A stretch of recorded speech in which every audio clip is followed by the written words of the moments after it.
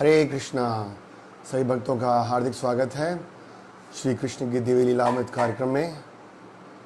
पिछले कुछ दिनों से हम भगवान कृष्ण की वृंदावन की बाल लीलाएं सुन रहे हैं। तो आज हम भगवान की एक बड़ी प्रसिद्ध दामोदर लीला का श्रवण करेंगे। तो उससे पहले हम सत्यव्रत मुनि द्वारा गाया गया दामोदर अष्टकम कीर्तन करेंगे। सब लोग सुनिएगा इसको।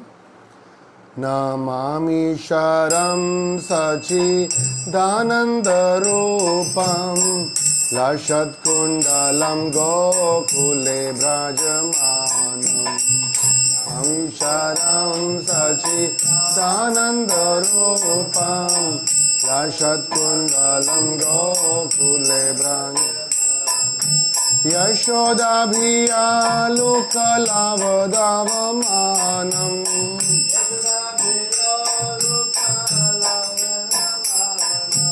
परामृष्टमात्यान्तो धृत्याय गोप्या मात्यान्तो धृत्याय। नमामि शरं सच्चिदानन्दरूपं लसत्कुण्डलं गोकुले व्रजमानम्।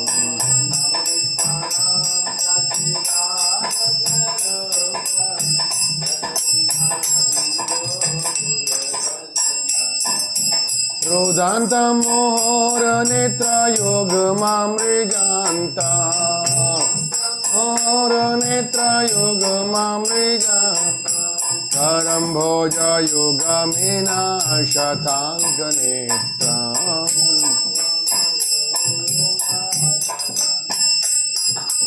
मोहश्वासकां पात्रिरेखाङ्ककण्ठा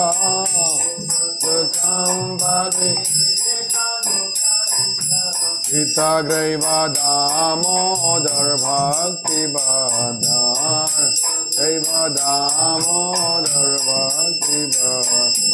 नमामि शरं सच्चिदानन्दरूपं लसत्कुण्डलं गोकुले व्रजमानम्।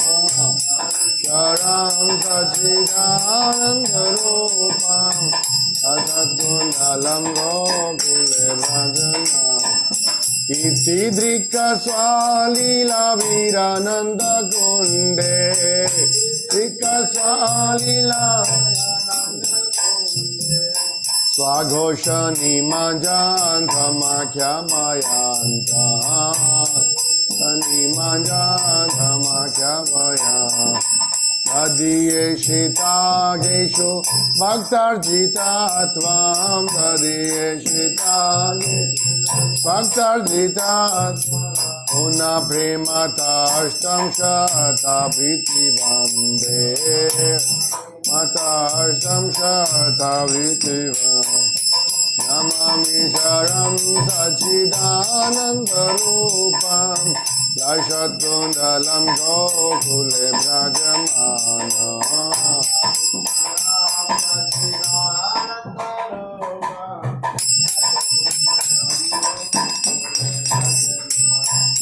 वरं देवमोक्षं न मोक्षं वदें वा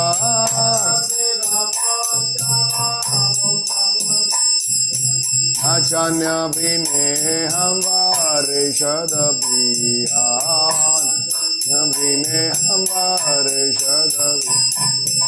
इदं ते वपुरनाथ गोपालबालम् इदं ते वपुरनाथ गोपालबालम् सदा मे मनस्य वीरस्तं किमन्या वीरस्तं किमन्या। नमामि शरं सच्चिदानन्दरूपं लसत्कुण्डलं गोकुले व्रजमानम्।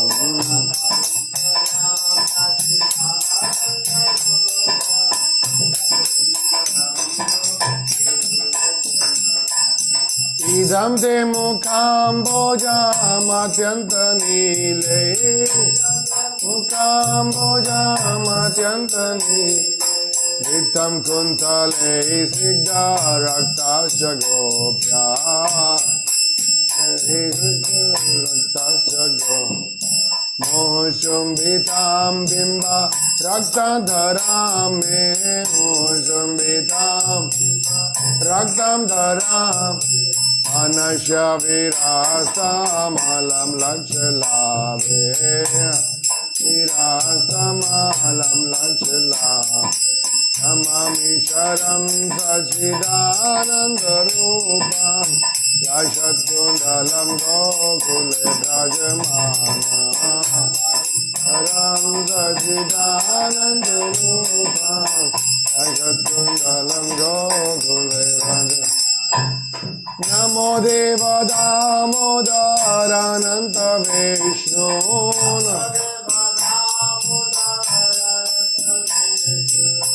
प्रसीद प्रभु दुःख जलाब्धिमग्ना दुःख जलाब्धिमग्ना कृपा दृष्टि वृष्ट्यातिदीनां बतानो कृपा दृष्टि वृष्ट्यातिदीनां बतानो गृहणेश मामे ज्ञामध्यक्षिदृश्यात् मामे ज्ञामध्यक्षिदृश्यात् नमामीश्वरं सच्चिदानन्दरूपं यशत्कुण्डलं गोकुले व्रजमानं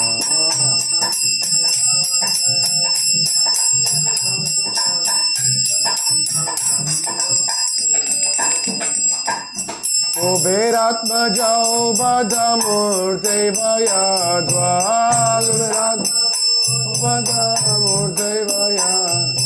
वयमोचितौ भक्तिभाजौ कृतौ च भक्तिभाजौ तथा प्रेम भक्ति स्वकामे प्रयाचार प्रेम भक्ति स्वकामे नमोक्षे ग्रहो बेति दामोदरे हान शीघ्रो बेति दामोदरे नमामीश्वरं सच्चिदानन्दरूपं सशत्कुण्डलं गोकुले व्रजमानं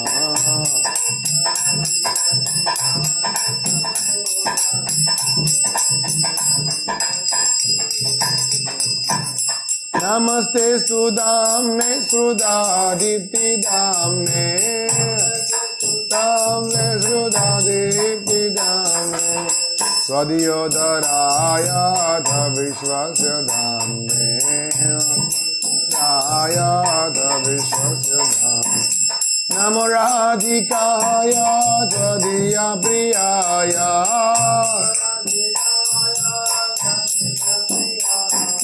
नमो राधिकाय त्वदीया प्रियाय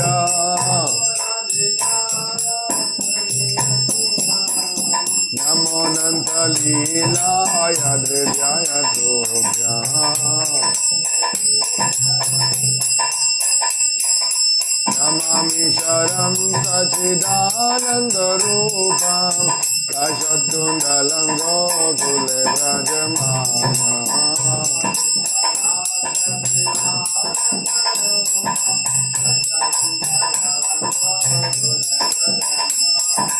हरे कृष्ण कृष्ण कृष्ण हरे हरे हरे राम राम राम हरे हरे हरे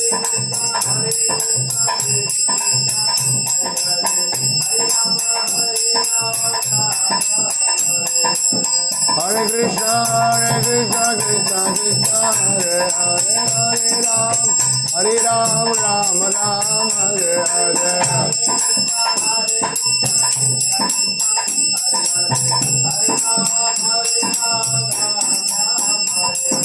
यशोदा दामोदर जय यशोदा दामोदर मोदर जय कृष्ण बलराम जय कृष्ण बलराम वृंदावन धाम जय वृंदावन धाम प्रभुपाद प्रभुपाद जय प्रभुपाद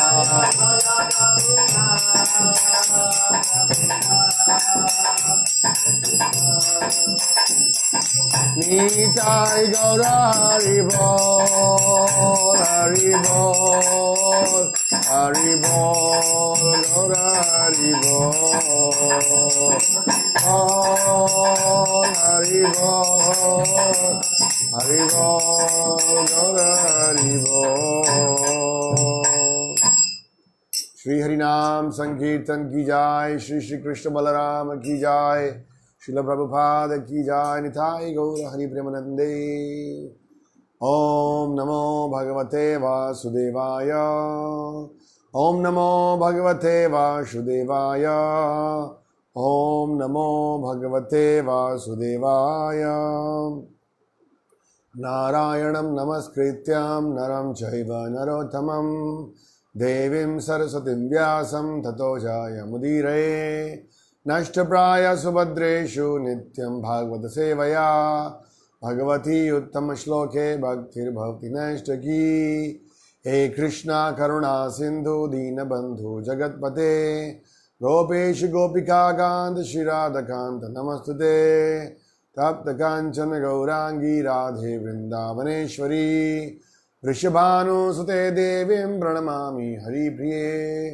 पंचकल्पतरुभ्यश्च कृपा सिन्धुभ्येव च पतितानां पावनेभ्यो वैष्णवेभ्यो नमो नमः। जय श्री कृष्ण चैतन्य प्रभु नित्यानंदा श्री अद्वैत गदाधर श्रीवासदि गौर भक्तवृंदा। कृष्णाय वासुदेवाय देवकी नंदनाय च नंदगोपकुमाराय गोविंदाय नमो नमः। हरे कृष्णा कृष्ण कृष्ण हरे हरे, हरे राम राम राम हरे हरे।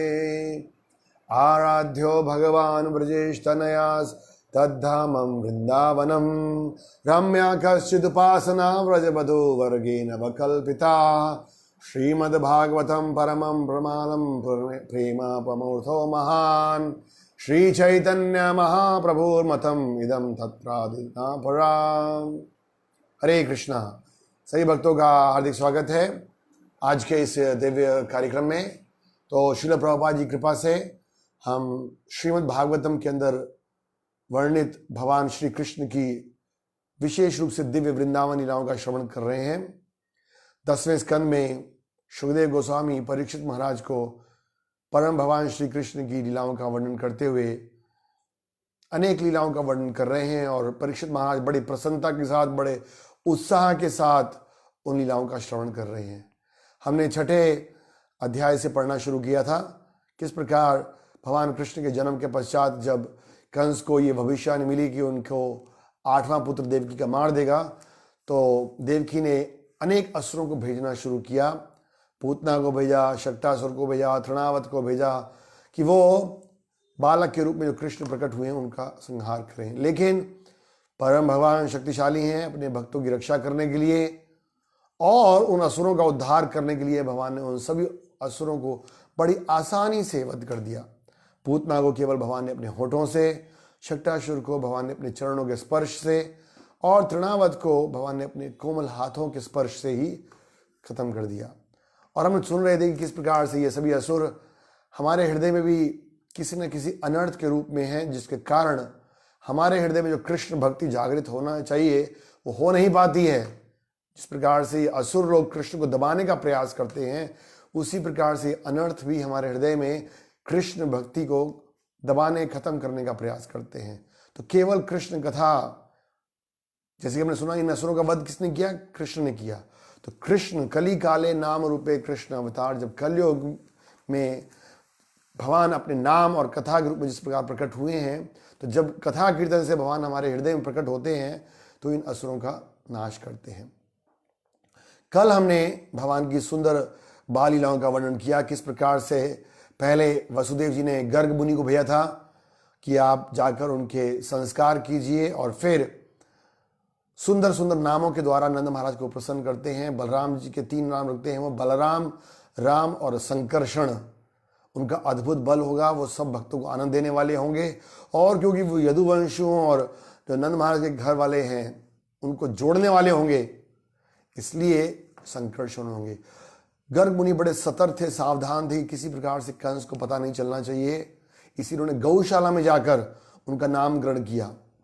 और कृष्ण के बारे में कहते हैं कि अनेक युगों में अनेक वर्ण धारण करके आया है और इनके अनेक रूप हैं, इनके नाम अनेक हैं। ये कृष्ण के रूप में प्रसिद्ध होंगे। और क्योंकि इन्होंने पहले वासुदेव के पुत्र के रूप में भी जन्म लिया है, वसुदेव के पुत्र के रूप में, तो वासुदेव कहलाएंगे। और उन्होंने बोला कि सभी प्रकार के कष्टों को दूर करने वाले होंगे। विशेष रूप से जब देवताओं पर कोई कष्ट आएगा, इंद्रारी व्याकुलम लोकम, तो भगवान उन कष्टों को दूर करेंगे, इसलिए उनका नाम हरि भी प्रसिद्ध होगा। और इस तरह से वहाँ से वो जाते हैं। नंद महाराज बड़े प्रसन्न होते हैं और उसके बाद अपनी बाल लीलाएं शुरू करते हैं नंद महाराज के आंगन में। तो हम सुनते हैं किस प्रकार से एक ब्राह्मण वैष्णव कहते हैं कि कोई जो ज्ञानी लोग हैं वो शास्त्रों का, वेदों का पूजा करते हैं, ध्यानी लोग तपस्याओं का पूजा करते हैं, लेकिन मैं तो उन भगवान नंद महाराज की अर्चना करता हूँ, पूजा करता हूँ, जिनके आंगन में स्वयं परम भगवान श्री कृष्ण अनेक लीलाएं कर रहे हैं। तो हमने सुना किस प्रकार कृष्ण बलराम नंद महाराज के आंगन में रेंगना शुरू किए, पहले घुटनों के बल चलना शुरू किए, और कभी कभी गौशाला में जाते और उनके शरीर पर जो गौमूत्र है, गाय का गोबर है, मिट्टी है, वो लग जाता। सुखदेव गोस्वामी कह रहे हैं कि इस रूप में वो और अधिक सुंदर लग रहे थे। हमने चर्चा किया था कि विशेष रूप से कृष्ण व्रज भूमि की जो रज है, व्रज रज, उसकी महिमा का गुणगान करने के लिए स्वयं भगवान वृंदावन की रज में लेट रहे हैं, रेंग रहे हैं और भक्तों को उत्साहित कर रहे हैं कि यदि कोई व्यक्ति कृष्ण भक्ति प्राप्त करने आता है, कृष्ण की कृपा प्राप्त करने आता है, तो उसको व्रज रज को माथे पर लगाना चाहिए। हमने अक्रूर जी की कथा सुनी, हमने सुना कि किस प्रकार से उद्धव जी भी भगवान की व्रज रज को प्राणी का प्राप्त करते हैं। ये सब बड़े ज्ञानी लोग हैं। तो स्वयं भगवान उस व्रज रज में घूम रहे हैं और भगवान गायों की महिमा का भी गुणगान गाते थे कि जो गाय का गोबर है, गाय का मूत्र है, वो सब तरह से पवित्र करने वाला है। तो इसलिए वो उन जगहों में घूम रहे थे और किस प्रकार से जब वो घूमते थे तो उनके चरणों में जो सुंदर सुंदर घुंघरू थे, उनकी आवाज़ों को सुनकर वो बड़े प्रसन्न होते थे। ये सारी लीलाएं कर रहे थे कृष्ण केवल एक उद्देश्य से, अपने भक्तों को, नंद महाराज, यशोदा मैया, ग्वाल बाल गोपियों को आनंद देने के लिए। और ये जो नंद महाराज, यशोदा मैया सोचते रहते कि ये हमारा छोटा सा बच्चा है, कहीं इधर उधर ना चले जाए, कोई पशु पक्षी ना इसको पकड़ लें, तो उसको हमेशा रक्षा करने की भावना में रहते थे। जब थोड़े भगवान बड़े हो गए तो गोपियां की इच्छा हुई कि बार बार कृष्ण को दर्शन करें, कृष्ण की कथा सुने, और इसलिए वो किसी न किसी बहाने से कोई ना कोई कंप्लेंट लेकर यशोदा मैया के पास आती। कई प्रकार के अनेक कंप्लेंट करती कि ये बच्चों को छोड़ देता है, सारा दूध पिलवा देता है, और हमारे जो घर में छोटे छोटे बच्चे सो रहे होते हैं उनको चुटकी मार कर रुलाता है। अगर कोई इसको डांटता है कि तुम चोर हो तो उल्टा उनको ही बोलता है कि तुम चोर हो। और अगर हम छुपा कर भी रखना चाहें इस माखन मिश्री को, तो ये अपने सुंदर शरीर की कांति से और सुंदर सुंदर आभूषणों से उसको ढूंढ लेता है। इस प्रकार से अनेक प्रकार से उल्हाना कर रही हैं। और यशोदा मैया कहती है हमको ज़्यादा सतर्क रहना चाहिए, तो कहती है तब आता है जब हम काम में बिजी होते हैं। लेकिन यशोदा मैया उनको डांटती नहीं है और वो प्रसन्न होती हैं और बड़े छुपके से, आराम से कृष्ण छुपके से सुन रहे हैं। गोपियाँ कहती देखो अभी ऐसा बच्चा लग रहा है जैसे कुछ किया ही नहीं है, इसको सब कुछ पता है। तो इस तरह से जैसे हम इस भजन में गा रहे थे, इति दृक्का स्वालीला भीरा आनंद कुंडे स्वाघोषम निमांजानतम आख्या बयानतम। भगवान अपने भक्तों को आनंद के कुंड में डुबो रहे, इसलिए ऐसी लीलाएं कर रहे थे। फिर भगवान थोड़े और बड़े हुए तो किस प्रकार से एक दिन वो जाते हैं और बच्चे लोग कंप्लेंट करते हैं कि कृष्ण ने माटी खा ली है। यशोदा मैया डांटती है और कहती है मुंह खोलो, और जब वो मुंह खोलते हैं तो उसमें ब्रह्मांड का दर्शन करते हैं। सोचिए मैं कोई सपना देख रही हूँ, कोई माया है, मूर्छित हो जाती है भगवान की ऐश्वर्य शक्ति को देखकर। असली हमने चर्चा किया था कि भगवान चाहते थे कि जो ऋषि मुनि ब्रह्मा जी हैं वो व्रज रज की महिमा को जानते नहीं हैं, उसको प्राप्त करना चाहते हैं, तो उनके पेट में जो सब ऋषि मुनि जो हैं उनको व्रज रज दिया, इसलिए उन्होंने वो मिट्टी खाई। और दूसरा हमने चर्चा किया था किस प्रकार से पृथ्वी देवी भी भगवान की सेवा करने जाती हैं, तो पृथ्वी के मिट्टी को खाकर भगवान उनकी सेवाओं को स्वीकार कर रहे हैं। जैसे यमुना के जल को स्वीकार किया, कदम के फूलों को स्वीकार किया, ग्वाल बाल गोपियों के सेवाओं को स्वीकार कर, तो भगवान हर भक्त की सेवा को स्वीकार करते हैं। इस प्रकार से जब भगवान देखते हैं कि अरे यशोदा मैया तो मेरी ऐश्वर्य शक्ति से प्रभावित हो जाएंगी, तो मुझे प्रेम नहीं कर पाएंगी, तो फिर वो दोबारा से अपनी योग माया के द्वारा उनको सब कुछ भुला देते हैं और यशोदा मैया दोबारा से उनको अपनी गोदी में बिठाती हैं और प्रेम करने लगती हैं। इन सारी लीलाओं को सुनकर परीक्षित महाराज बड़े आश्चर्यचकित होते हैं और सोचते हैं कि उधर उधर देवकी और वसुदेव ने भी कृष्ण के माता पिता बने, उनको दूध पिलाया, लेकिन उनको सभी बाल लीलाओं को देखने का अवसर नहीं मिला। तो ऐसा क्या तपस्या किया था नंद महाराज और यशोदा मई ने, ऐसी क्या विशेषता थी कि उनको सब ब्रज लीलाओं का आनंद मिला।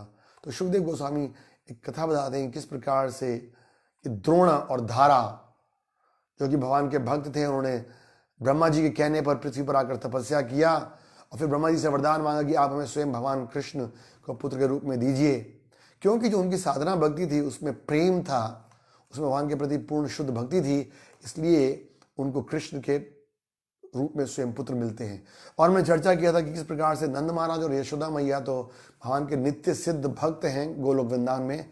तो आचार्य लोग लिखते हैं कि द्रोण और धारा भी नंद महाराज और यशोदा मैया के रूप में समा जाते हैं, जबकि दूसरी तरफ देवकी और वसुदेव जो कि प्रश्नी गर्भा और सुतपा के रूप में थे, उन्होंने भी तपस्याएं की थी, लेकिन उनकी तपस्या में ज़्यादा ऐश्वर्य और ज्ञान का मिश्रण था, प्रेम नहीं था उतना, इसलिए उनको पुत्र के रूप में जरूर प्राप्त हुए, लेकिन उतनी माधुरी लीलाओं का आस्वादन करने का अवसर नहीं मिला। परीक्षित महाराज जब ये बात सुनी तो पूर्ण रूप से संतुष्ट नहीं हुए। उन्होंने बताया कि नहीं, मुझे और बताइए कृष्ण की लीलाएं, जिससे पता चलेगा कि नंद महाराज और यशोदा मैया कितने महान भक्त थे। तो फिर वो आगे बताना अब शुरू करते हैं। तो हम अध्याय 9 से पढ़ना शुरू कर रहे हैं। एक दिन की बात है, और वो दिन कौन सा था? वो दिवाली का दिन था। प्रभुपाद लिखते हैं कि दिवाली के दिन ये लीला होती है। एक दिन बड़ी प्रसिद्ध लीला है, भक्तों ने कई बार इस लीला को सुना है। अभी हमने भजन भी गाया, दामोदर अष्टकम दामोदर लीला के नाम से प्रसिद्ध है। बट जैसे कि हम चर्चा कर रहे हैं, सनातन गोस्वामी, विश्वनाथ जी ठाकुर और श्रील प्रभुपाद जी कहते हैं कि भगवान की लीलाएं भगवान की तरह ही नवयौवनम चाहें। वो हमारा दुर्भाग्य है, क्योंकि रूप गोस्वामी कहते हैं अता श्री कृष्ण नामादि नामे भगवत घ्रम इंद्रिया, कि हमारी इंद्रियां कुंठित हैं, इसलिए हम इसके रसास्वादन को नहीं कर पाते हैं, इसमें दिव्यता है उसका अनुभव नहीं कर पा रहे हैं। लेकिन जब बार बार इन लीलाओं को सुनेंगे और जब हमारा हृदय शुद्ध होगा तब इन लीलाओं में आनंद ले सकते हैं। तो हम इस लीला को सुन रहे हैं।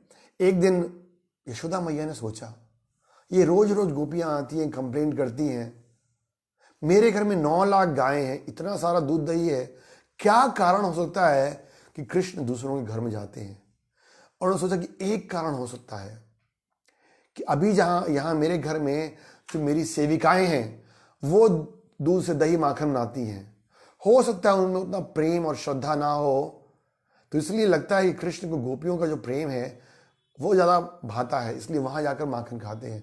तो क्यों ना मैं आज सुबह स्वयं अपने हाथों से और कृष्ण के लिए माखन निकालूंगी, जिससे कि दूसरों के घर में नहीं जाएगा और चोरी नहीं करेगा। तो ये सोचकर एक दिन बड़ी जल्दी सवेरे सवेरे, जब कृष्ण भी सो ही रहे होते हैं, 3:30-4 बजे उठ जाती हैं। वो दिवाली का दिन था, वैसे भी पूजा का दिन था। उठती हैं, स्नान करती हैं, और एक दिन यशोदा मैया ने देखा कि सारी जो नौकरानियां हैं वो तो घरेलू कामकाज में व्यस्त हैं, तो वे स्वयं दही मथने लगती हैं। पहले घरों में दूध से मक्खन नहीं निकलता था, दही से मक्खन निकलता था। जो दही से मक्खन निकलता है उसका टेस्ट अलग होता है। दही मथने लगी, और दही मथते समय वो क्या कर रही थी? देखिए, ये सुखदेव गोस्वामी द्वारा बताया गया श्लोक बड़े महत्वपूर्ण है हम सब गृहस्थ भक्तों के लिए। दही मथते समय वो कृष्ण की बाल लीलाओं का स्मरण कर रही थी। ये होना चाहिए हमारा। खाइते सुईते यथा तथा नाम लो। आचार्य लोग कहते हैं कि जब कुछ भी काम करें में हमेशा कृष्ण लीलाओं का स्मरण करना चाहिए, नहीं कि फिल्मी गाने लगा लिए और कुछ हम टीवी देखते हुए कुकिंग कर रहे हैं। कृष्ण की लीलाओं का स्मरण कर रही थी और उन लीलाओं के विषय में गीत बनाते हुए उनके गुनगुना कर आनंद ले रही थी। श्रवण और कीर्तन हमेशा करती थी। यशोदा मैया स्वयं कृष्ण की मैया है, माँ है, लेकिन वो एक आदर्श दिखा रही है कि एक शुद्ध भक्त को क्या करना चाहिए। और हम सुनते हैं कि 9 लाख गायें थी ना यशोदा मैया के पास, नंद महाराज के पास। उसमें से कुछ स्पेशल गायें थी जो पद्मगंधा, एक घास थी, उसको खाती थी। पद्मगंधा मतलब वो जो घास थी ना वो भी बड़ी सुगंधित थी, और उन गायों का जो दूध था यशोदा मैया उसको निकाल कर उसमें से दूध दही बनाने की कोशिश कर रही, दही को मथ रही थी। और कर क्या रही है यशोदा? बाल लीलाओं का स्मरण कर रही हैं, कीर्तन कर रही हैं, गा रही हैं। तो कृष्णा कीर्तन गान नर्तना परो, देखिए 6 गोस्वामी भी हमेशा कृष्ण का नाम कीर्तन करते थे, यशोदा मैया, नंद महाराज भी हमेशा, और भगवान गीता में स्वयं कह रहे हैं सततम कीर्तयन्तो माम, हमेशा मेरा कीर्तन करते हैं, मच्चिता मद्गत प्राणा बोधयंता परस्परम कथ्यंतस्य माम नित्यम। It's just a matter of practice. ये एक सिर्फ आदत बनाने वाली बात है कि किस प्रकार से जिसको आप प्रेम करोगे उसका नाम, उसका लीला हमेशा अपने आप स्मरण में आएगा। तो धीरे धीरे मेरे को ये स्वभाव करना चाहिए, कर रही थी। और शुकदेव गोस्वामी यशोदा मैया की सुंदरता का वर्णन कर रहे हैं, इसलिए नहीं कि वे सुंदर स्त्री थी, वो किस प्रकार से कृष्ण की भावना में पूर्ण रूप से अपने आप को डुबोई हुई थी, और उसकी वजह से उनके शरीर की आध्यात्मिक सुंदरता प्रकट हो रही थी। केसरिया पीली साड़ी पहने, कमर में करंदनी बांधे यशोदा मैया मथानी की रस्सी खींचने में काफी परिश्रम कर रही थी। ऐसा लगता है कि पहले नौकरियां नहीं काम करती थी ना, लेकिन आज यशोदा मैया कृष्ण के स्वयं माखन निकालना आती है, तो काफी परिश्रम कर रही थी। परिश्रम कैसे कर रही थी कि उनका जो मुखमंडल था पसीने से तर था, लेकिन समय नहीं था कि पसीना पोंछ लें। हम देखते हैं ना भीष्म देवी की कथा में, जब कृष्ण अर्जुन का रथ चला रहे हैं तो शरीर पर पसीना आ रहा है, बड़े बिजी हैं सेवा करने में। तो यहां पर यशोदा मैया भगवान की सेवा करने में मग्न है, शरीर पर पसीना आ गया है लेकिन, और उनका मुखमंडल, लेकिन फिर भी वो भगवान की सेवा में लगी हैं। उनकी चूड़ियां और कान के कुंडल हिल डुल रहे हैं। आचार्य लोग लिखते हैं कि चूड़ियां अपने आप को भाग्यशाली समझ रही हैं। एक बात ध्यान सुनिएगा, भगवान के धाम में कोई भी चीज जड़ नहीं है, सब चेतन है। All things are consciousness. उनके अंदर चेतना है, उनके अंदर कृष्ण की सेवा करने की भावना है। वहां जड़ नाम की चीज कोई पदार्थ नहीं है, एवरीथिंग इज एक्टिव कॉन्शियस। तो चूड़ियां सोच रही है कि हमारा कितना सुंदर भाग्य है कि हम उन हाथों में हैं जो कृष्ण की सेवा कर रहे हैं। कान कुंडल, कान के जो कुंडल है वो कह रहे हैं हमारा कितना सौभाग्य है कि हम उन कानों में हैं जिसमें कि कृष्ण का कथा कीर्तन चल रहा है।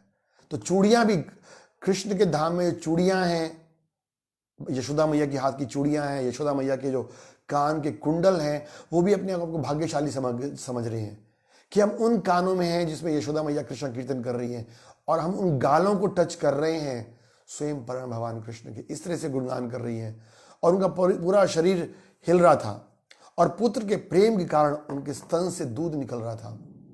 आचार्य लोग बड़ी सुंदर टीका देते हैं, प्रेम से दूध निकलता है स्तनों से, लेकिन विशेष रूप से वहां दूध भी ये सोच रहा था कि यशोदा मैया अगर अपने हाथ स्वयं दही मथेंगी और माखन निकालेंगी, और अगर कृष्ण को ये माखन ज्यादा पसंद आ गया तो शायद वो मेरा दूध नहीं पिएंगे, तो फिर इस दूध का क्या फायदा। तो निकल रहा था दूध इस तरह से, और उनके बालों से मालती के फूल गिर रहे थे। देखिए वहां फूल भी सोच रहे हैं कि हमारा कितना सौभाग्य है कि हम उन भक्तों के साथ में हैं जो कृष्ण की सेवा कर रहे हैं। तो हमारी जगह उनके माथे पर नहीं है, हमारी जगह उनके कदमों में है, पैरों में है, इसलिए माथे के फूल नीचे गिर रहे हैं। ये भावनाएं हैं वहां के, दूध की, चूड़ियों की, कुंडल की, फूलों की। शांत रस में है लेकिन कृष्ण का सेवा करना चाहते हैं, कृष्ण के भक्तों की सेवा करना चाहते हैं। तो इस तरह से यशोदा मैया वाणी से कृष्ण का नाम ले रही थी, मन से कृष्ण की लीलाओं का स्मरण कर रही थी, और शरीर से कृष्ण की सेवा कर रही थी।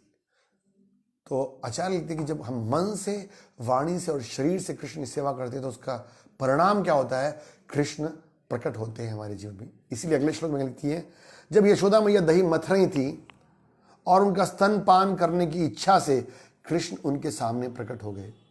कृष्ण को स्तनपान की आवश्यकता नहीं है, भगवान पूर्ण है अपने आप में, लेकिन क्योंकि देखा यशोदा मैया मेरी भक्त इतनी मेरी सेवा कर रही हैं मन से, मनसा वाचा कर्मणा, तो मुझे निश्चित रूप से उनको दर्शन देकर उनको कृतार्थ करना चाहिए, उनको कृपा देनी चाहिए। तो भगवान अपना सुंदर मुखमंडल दिखाना चाहते थे यशोदा मैया को, वहां प्रकट हो गए। और दिव्य आनंद को बढ़ाने के लिए, देखिए क्लियर लिखा है, दूध पीने के लिए नहीं, दिव्य आनंद को बढ़ाने के लिए उन्होंने मथानी पकड़ ली और दही मथने से उन्हें रोक दिया। आचार्य लोग देखते हैं कि कृष्ण भी उठे हैं बिस्तर से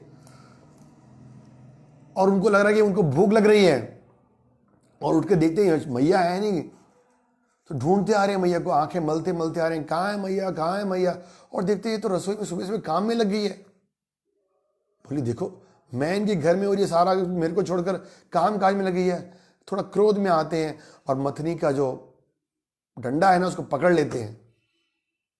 और यशोदा मैया देखती क्या बात, अभी मथनी चल रही थी, रुक कैसे गई, हाथ से मथनी चला रही थी ना। और देखती हैं कि स्वयं कृष्ण उनके सामने खड़े हैं। माता यशोदा ने देखा कृष्ण को, सीने से लगा लिया, अपनी गोद में बिठाया और बड़े स्नेह से भगवान का मुख देखने लगी।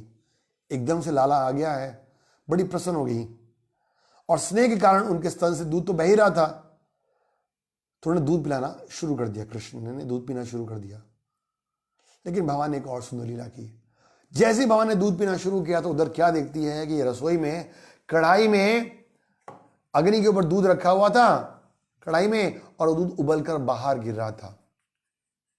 अब यहां भी आचार्य लिखते हैं कि वो दूध भी सोच रहा है कि अगर कृष्ण यशोदा मैया के स्तनों का सारा दूध पी गए तो मेरे जीवन का क्या लाभ। मैं यहां पर आग में तप रहा हूं, तपस्या कर रहा हूं कृष्ण की सेवा करने के लिए, लेकिन कृष्ण तो शायद मेरी तरफ देखेंगे भी नहीं, क्योंकि पहले तो जाते हैं माखन चोरी करने के लिए गोपियों के घर में, जो रही सही कसर है वो अपनी यशोदा मैया दूध पिला के खत्म कर देंगी, तो मेरा क्या काम रहेगा इस जीवन में, मेरा जीवन निरर्थक है। तो इसलिए मुझे जल के मर जाना चाहिए।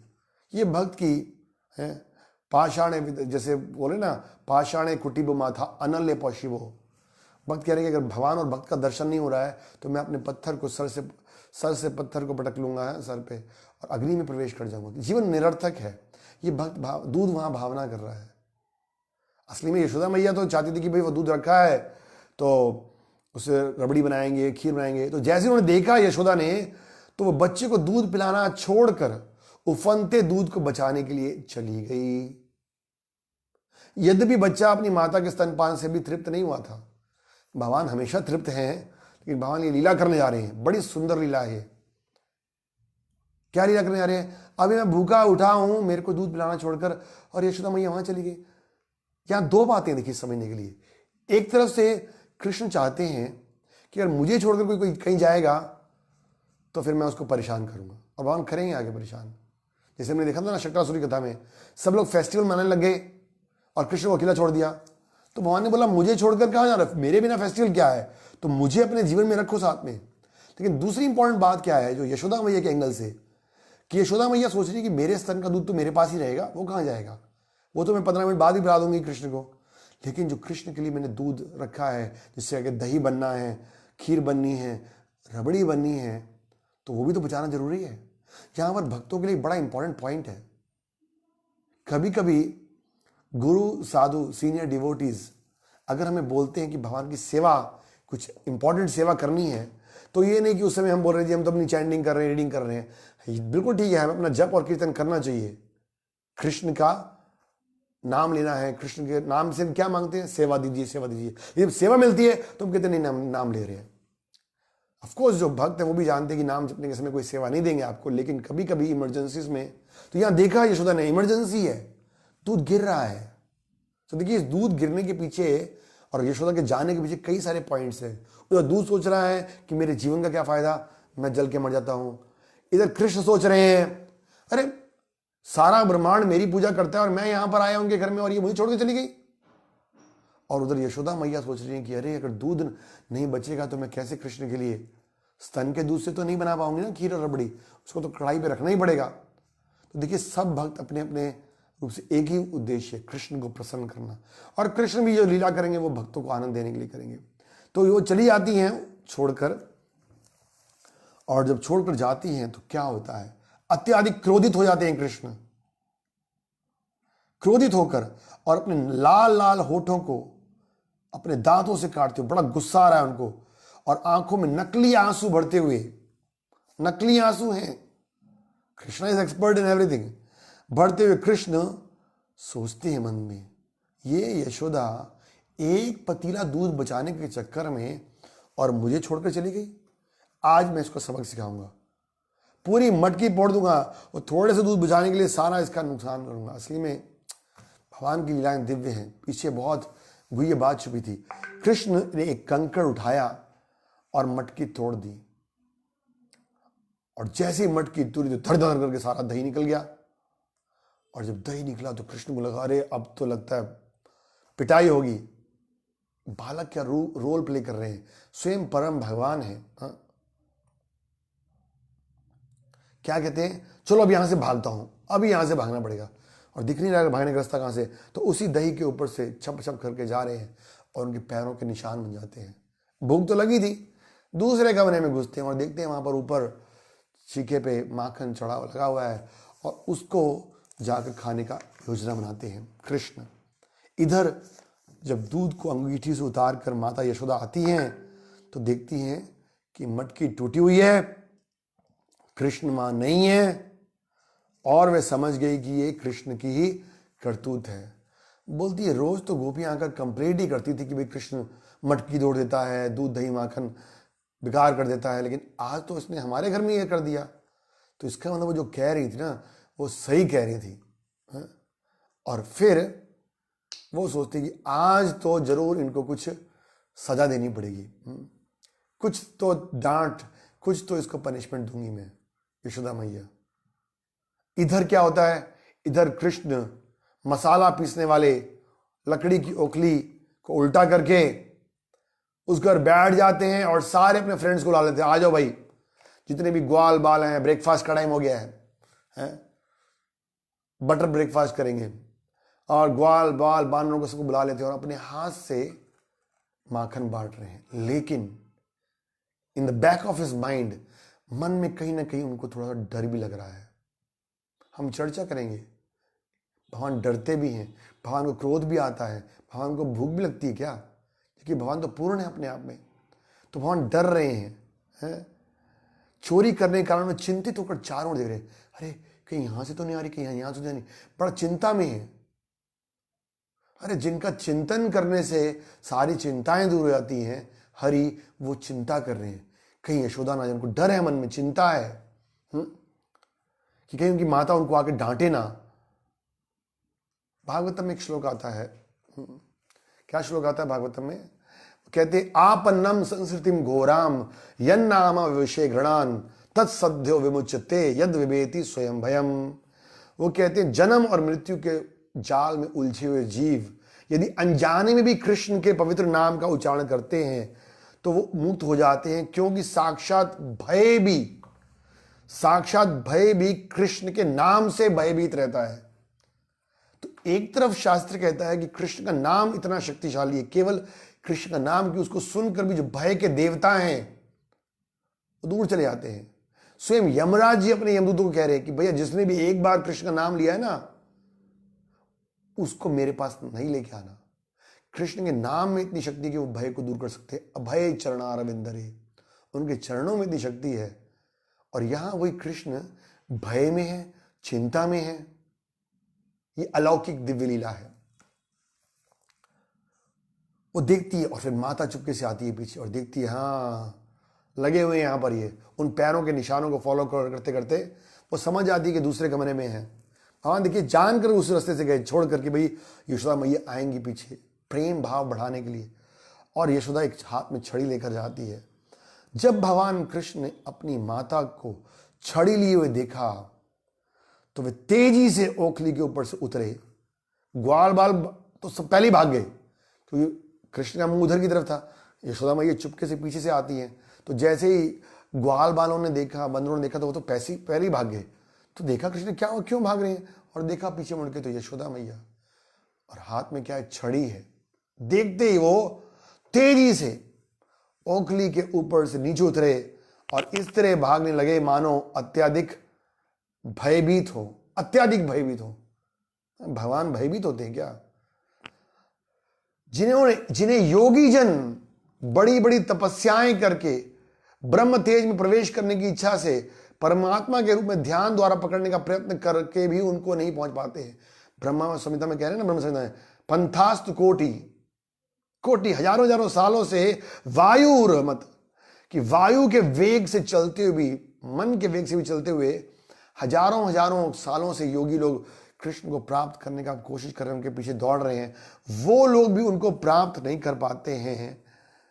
उन्हीं भगवान कृष्ण को उन्हीं भगवान कृष्ण को अपना पुत्र समझकर पकड़ने के लिए यशोदा मैया उनका पीछा करने लगी। प्रभुपाद हितात्मा लिखते हैं कि योगी जन कृष्ण को परमात्मा रूप में पा लेना चाहते हैं और बड़ी बड़ी तपस्याएं करके उनके पास पहुंचना चाहते हैं, लेकिन वो ऐसा नहीं कर पाते। लेकिन यशोदा मैया ऐसा करने का प्रयास कर रही हैं। यही अंतर है भगवान के भक्त और योगी में। योगी कृष्ण तक नहीं पहुंच सकता, किंतु माता यशोदा जैसे भक्तों द्वारा कृष्ण भयभीत भी हो जाते हैं। तो प्रभुपाद जी कुंती महारानी का बड़ा सुंदर श्लोक कोट करते हैं। कुंती महारानी का एक बड़ा सुंदर श्लोक है। कुंती महारानी क्या कह रही हैं? कुंती महारानी कहती हैं कि भय भावना स्थितया, 8वें स्कंद में प्रार्थना करती हैं कि मैंने आपको देखा, मैंने आपको क्या करते देखा कि आप डर रहे हो। हाँ, कैसे डर रहे हैं? वो श्लोक आता है। वो श्लोक में क्या कहती है कि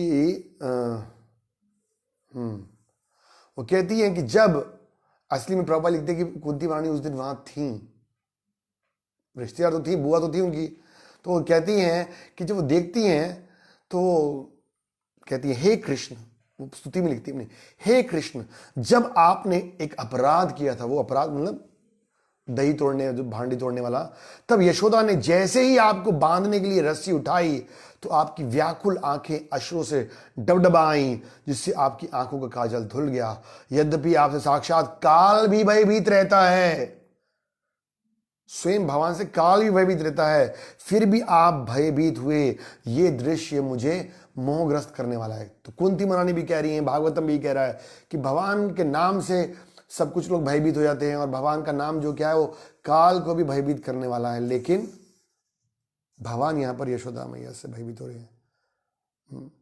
कृष्ण अपनी माता यशोदा से भयभीत हैं और योगी जन कृष्ण से। तो कभी तक पहुंच नहीं पाते योगी जन। आगे लिखते हैं, ध्यान सुनिएगा इसको। कृष्ण का पीछा करते हुए भारी स्तनों के भार से बोझिल पतली कमर वाली यशोदा मैया की चाल मंद पड़ गई। स्त्री हैं, शक्तिशाली स्त्री, मतलब तो वो दौड़ते दौड़ते थक गई हैं। वो भी तेजी से कृष्ण का पीछा करने के कारण उनके बाल खुल गए थे और उनमें लगे फूल उनके पीछे पीछे गिर रहे थे।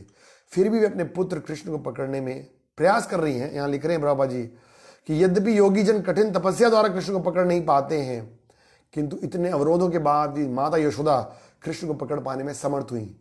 असली में प्रभुपाद लिखते हैं कि जब कृष्ण ने देखा कि माता थक गई है, बाल खुल गए हैं, फूल गिर रहे हैं, पसीनो पसीन हो गई है, तो कृष्ण ने सोचा चलो अभी मैं पकड़ में आ जाता हूं, नहीं तो कृष्ण कहां किसी पकड़ में आएंगे। अपने पुत्र कृष्ण को पकड़ने में वो सफल होती है। अब जब यशोदा ने पकड़ लिया है तो माता यशोदा द्वारा पकड़े जाने पर कृष्ण और अधिक डर गए। पहले डरे हुए थे और अधिक डर गए और उन्होंने अपनी गलती स्वीकार कर ली। हाँ मैया मैंने तोड़ा है। पहले तो कहते नहीं मैंने मिट्टी नहीं खाई, मैंने माखन नहीं चोरी किया, मैं किसी के घर नहीं गया, मैं किसी को तक नहीं करता, लेकिन अब तो रंगे हाथ पकड़े गए हैं, आज तो कोई और तो था ही नहीं घर में। तो अपनी गलती स्वीकार किया। और ज्यों ही माता यशोदा ने कृष्ण पर दृष्टि डाली तो देखा कि वो रो रहे थे। क्यों रो रहे थे? क्योंकि कृष्ण ने देखा कि यशोदा के हाथ में छड़ी है, अभी कुछ किया नहीं है, छड़ी को देख के वो रोना शुरू कर दिया और उनकी आंखों से आंसुओं से आहों काजल मिल गया। रुदांतम मुहुर नेत्रा युगमाम मृजांतम करम भोज युगमेना शतांक नेत्रम। कैसे रो रहे हैं? सिसकियां भर के रो रहे हैं, आंखें मल मल के रो रहे हैं, सारा जो काजल है वो निकल गया है कृष्ण में। सत्यव्रत मुनि बड़ा सुंदर भजन में गाते हैं दामोदर अष्टकम में, रुदांतम मुहुर नेत्रा युगमाम मृजांतम कराम भोज युगमेना, अपनी आंखों को मल मल के युगमेना शतांक नेत्रम मोह श्वास कंपा त्रिरेकांग घंटा। जो गले में माला है ना कंठा, कहां पर? ये इतना डर रहे हैं, वो इतना कृष्ण डर रहे हैं, अभी कुछ किया नहीं है। यशोदा ने सिर्फ हाथ पकड़ा है और हाथ दूसरे हाथ में छड़ी है, रो रहे हैं। काजल माता यशोदा ने अपने सलोने पुत्र का हाथ पकड़ते हुए उनको धीरे से डांटना शुरू किया। प्रभुपाद लिखते हैं कि वो कृष्ण, यहां लिख रहे हैं कि अजामिल की कथा से ज्ञात होता है कि यमराज ने अपने सेवकों को भक्तों के पास ना फटकने का आदेश दिया है। पकड़ने की बात तो दूर है, यमराज भी कृष्ण और कृष्ण भक्तों से डरते हैं, फिर भी वही कृष्ण अपनी माता यशोदा पर इतने आश्रित हो गए कि उनके हाथ में डंडा देखकर उन्होंने अपने आप को अपराधी मान लिया और सामान्य बालक की तरह रोने लगे। यशोदा ने सोचा, नहीं, अभी मैंने डंडा से कुछ किया नहीं और तब ये रो रहा है, अगर मैं डंडे से मारूंगी तो कहीं भाग ना जाइए। डंडा फेंक दिया उन्होंने और बोला, चलो कुछ नहीं, मैं एक काम करती हूँ, कुछ ना कुछ तो इसको सजा देनी चाहिए जिससे कि गोपियां भी संतुष्ट रहेंगी, तो आज मैं इसको बांध देती हूं। और कह रहे हैं कि ये जाने बिना उन्होंने क्या किया, त्वक्त्वा त्वक्त्वा यष्टिम सुता, अपनी हाथ की छड़ी को फेंक दिया। त्वक्ता मतलब छोड़ना होता है। ये जाने बिना कि कृष्ण कौन है और वे कितने शक्तिमान हैं। भगवान ने दिखाया था कई बार अपनी शक्ति को, पूतनावध, शक्टासुरवध, तृणावत्र केवल से महा और जब अपना विराट रूप, लेकिन योग माया से भुला दिया। माता यशोदा कृष्ण के अगाध प्रेम में सदैव विहल रहती थी। वो जानती नहीं थी कि कृष्ण भगवान है, वो उनसे प्रेम में विहल रहती थी। कृष्ण के लिए मात्र स्नेह के कारण उन्हें इतना तक जानने की परवाह नहीं थी कि कृष्ण कौन है। अतः जब उन्होंने देखा कि उनका पुत्र अत्याधिक डर गया है तो अपने हाथों से छड़ी फेंक कर उनसे बांधना चाहा, जिससे कि और वो उदंड ना कर सके, तो और डिस्टर्बेंस ना करे। इसलिए उन्होंने सोचा कि चलो मैं बांध देती हूं। और उन्होंने देखा कि बांधती हूँ, ये उखल देखा था नहीं, कहती इसी से बांधती हूँ इसको, क्योंकि इसी के ऊपर चढ़कर ये भी इसका सहयोग करता है ना, इसी के ऊपर चढ़ के ऊपर ये माखन तोड़ता है, मटकी तोड़ता है, इसके संग बांध देती हूँ। और अगले 3-4 श्लोकों में शुकदेव गोस्वामी भगवान की स्तुति करते हैं। कहते हैं भगवान का ना तो आदि है ना अंत है, अनादि आदिर गोविंद सर्व कारण कारण। ब्रह्मा जी कहते हैं ना, ईश्वर परमा कृष्ण सच्चिदानंद विग्रह। अनादिर आदि, अनादि मतलब जिसका कोई बिगिनिंग नहीं है, आदि मतलब जो सबके बिगिनिंग है। कह रहे हैं ना उनका कोई आदि है, ना अंत है, ना बाहर है, ना भीतर है। अरे किसी का एरिया पता चलेगा तब तो बांधेंगे ना उसको। जब कोई अनलिमिटेड है उसको कैसे बांधेंगे? कोई किसी की लिमिट है तो उसको बाहर से बांधेंगे ना। जब इसका कोई बाहर ही नहीं है तो कैसे बांधेंगे? वो सर्वव्यापी है, वे काल तत्व के वशीभूत नहीं है, अतः उनके लिए भूत वर्तमान भविष्य में कोई अंतर नहीं है?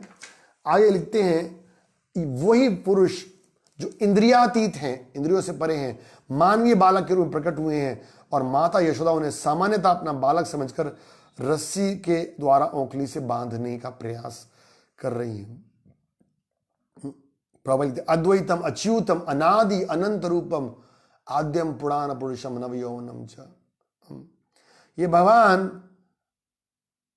परम भगवान है, लेकिन यशोदा मैया क्या सोच रही है, उनके पुत्र हैं। और फिर कहानी शुरू का, कहानी एक ट्विस्ट लेती है। ट्विस्ट समझते हैं, कहानी में मोड़ आता है। अगर कहानी नॉर्मल चलती रहती कि ठीक है यशोदा ने कृष्ण को बांध दिया, चली गई, काम खत्म, पर एक मोड़ आता है। जैसे ही माता यशोदा बालक कृष्ण को बांधने का प्रयास कर रही थी तो उन्होंने देखा कि बांधने की रस्सी 2 अंगुल छोटी पड़ रही थी। कृष्ण कितने 4-5 साल के होंगे।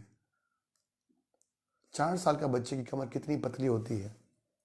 और यशोदा मैया उनको रस्सी बांधने के लिए लेकर आई हैं तो रस्सी 2 अंगुल छोटी पड़ रही है और इसलिए उसको जोड़ने के लिए वो दूसरी रस्सी लेकर आई। तो कौन बांध सकता है भगवान को? कोई नहीं बांध सकता। प्रभुपाद जी लिखते हैं कृष्ण अपनी माता यशोदा को अपनी विभूति या शक्ति का प्रदर्शन दिखला रहे थे। वे दिखलाना चाहते थे कि जब तक मैं नहीं चाहूंगा मुझे नहीं बांध सकती हो। और इस प्रकार यशोदा एक के बाद एक रस्सी लाती है। प्रभुपाद लिखते हैं वो नई रस्सी लेके आई तो नई रस्सी भी 2 अंगुल छोटी पड़ गई, और जब उसमें दूसरी रस्सी लाकर जोड़ी तो वो भी 2 अंगुल छोटी पड़ गई। जितनी भी रस्सियां जोड़ी वो व्यर्थ गई और छोटी ही पड़ती गईं। इस तरह माता यशोदा ने घर भर की सारी रस्सियों को जोड़ डाला, किंतु तब भी वे कृष्ण को बांध नहीं पाई। पड़ोस की गोपिकाएं आईं, पड़ोस की गोपिकाओं को बुलाकर वो देख रही क्या हो रहा है। माता यशोदा भी हंस रही थी और इस तमाशे का आनंद ले रही थी। असली में सारी लीला तो आनंद देने के लिए है। ये बंधना बधाना और मटकी तोड़ना, बानरों को खिलाना, ये तो सब साइड का काम है। मेन तो क्या है, आनंद देना है। इस तरह माता यशोदा श्रम करते हुए मुस्कुरा रही थी और आश्चर्यचकित थी। क्या आश्चर्य का रीजन था? तो हमारे आचार्य लिखते हैं यहां पर श्लोक में 2 आश्चर्य की बातें थी। एक तो ये कि ना तो भगवान की कमर बढ़ रही है, और ना ही रस्सियां छोटी हो रही हैं। तो जब कमर बढ़ नहीं रही, रस्सी छोटी नहीं हो रही, तो फिर कृष्ण बंद क्यों नहीं रहे हैं? एक बात। और दूसरी बात वो कह रही है कि हर बार 2 ही उंगल क्यों छोटी पड़ रही है? अरे 3 पढ़े, 4 पढ़े, 1 पढ़े। तो यशोदा को समझ नहीं आ रहा, आश्चर्यचकित हो रही है वो। हाँ, तो रस्सी तो छोटी नहीं हो रही है और ना कृष्ण बढ़ रहे हैं, कमर तो उनकी बढ़ नहीं रही, तो फिर क्यों नहीं बंध रहे हैं? तो प्रभुपाद लिख रहे हैं तात्पर्य में, तात्पर्य में लिख रहे हैं कि ये विचित्र घटना थी, क्योंकि कृष्ण छोटे छोटे हाथों वाले बालक थे। उन्हें बांधने के लिए 2 फुट से अधिक लंबी रस्सी की आवश्यकता नहीं थी। घर भर की सारी रस्सियां सैकड़ों फुट लंबी हो गई थी, फिर भी सारी रस्सियां मिलकर छोटी पड़ रही थी। ये कैसे हो सकता है? हर रस्सी केवल 2 उंगल छोटी पड़ रही थी। ये उनकी अचिंत्य शक्ति का प्रदर्शन था। अगले श्लोक में बड़ा सुंदर कहते हैं, स्वमातु, जब उसने देखा अपनी मां, स्व मतलब अपनी माता को देखा, क्या देखा? स्निग्ध गात्रया, श्रम के कारण पसीने से लथपथ। इंपॉर्टेंट पॉइंट है यहां पर, केवल शारीरिक पसीना नहीं यहां पर चर्चा कर रहे हैं, परिश्रम, श्रम को देखा। स्विग्न यात्राया विचित्र कब्र रजा दृष्टवा परिश्रमा कृष्ण। जब कृष्ण ने अपने भक्त के परिश्रम को देखा, प्रयास को देखा, और क्या किया? कृपया कृपया आसीत स्वबंधने। तो आचार्य समझाते हैं कि रस्सी हर बार 2 उंगली छोटी क्यों पड़ रही थी? क्योंकि कृष्ण दिखाना चाहते हैं कि जब तक 2 चीजें नहीं हैं, भक्त का परिश्रम और मेरी कृपया, दृष्टवा परिश्रम कृष्ण। और आप बोलोगे मैं तो बहुत परिश्रम कर रहा हूं भाई। No no no no, Krishna has to see it. दृष्टवा परिश्रम Krishna, Krishna should see it. और ऐसा नहीं भगवान को बाहर जाके देखना पड़ेगा, भगवान तो हमारे हृदय में बैठे हैं, हृदय से। तो कृष्णा देख रहे हैं कि असली हम क्या परिश्रम कर रहे हैं। क्या हमको कृष्ण को प्रसन्न करने का परिश्रम कर रहे हैं, या अपनी इंद्रिय की प्रसन्नता के लिए काम कर रहे हैं? यहां तक कि भक्ति में भी कई बार हम लोगों को दिखाने के लिए, लोगों को प्रसन्न करने के लिए अगर कुछ कर रहे हैं, तो कृष्ण बंधने को तैयार नहीं है, मतलब कृष्ण हमारे हृदय में प्रवेश करने को तैयार नहीं है। मुख्य बात यह है। तो दृष्टवा परिश्रम कृष्णा, जब देखा कृष्ण ने यशोदा मैया का शरीर लथपथ हो गया है, थक गई है बहुत। यशोदा द्वारा कठिन परिश्रम किए जाने से उनका सारा शरीर पसीने से लथपथ हो गया था और उनके केशों में लगी कंघी, बाल गिर रहे थे। जब बालक कृष्ण ने अपनी माता को इतना थका हुआ देखा तो वे दयाद्र हो उठे। हमारे कोई भक्त कहते कि इतना जप करो, इतना जप करो कि हद कर दो, कि यमराज भी अपना खाता रद्द कर दे। ऐसा कुछ भक्त गाते हैं, मतलब कोई लिमिट नहीं है। 16 माला तो प्रभुपाद जी ने मिनिमम बोला है भैया। लोग सोच रहे 16 माला कोटा हुआ, चलो खूंटी पे टांग दे माला को। No, minimum, bare minimum. मनुष्य कहलाने के लिए, सिर्फ जो अपने आप को मनुष्य कहलाना चाहता है उसके लिए 16 माला है। नहीं तो प्रभुपाद जी किसी ने पूछा कि कितना जब करना चाहिए, प्रभुपाद ने 25 घंटे भैया, 25 आवर्स। 25 घंटे, दिन में तो 24 घंटे होते हैं।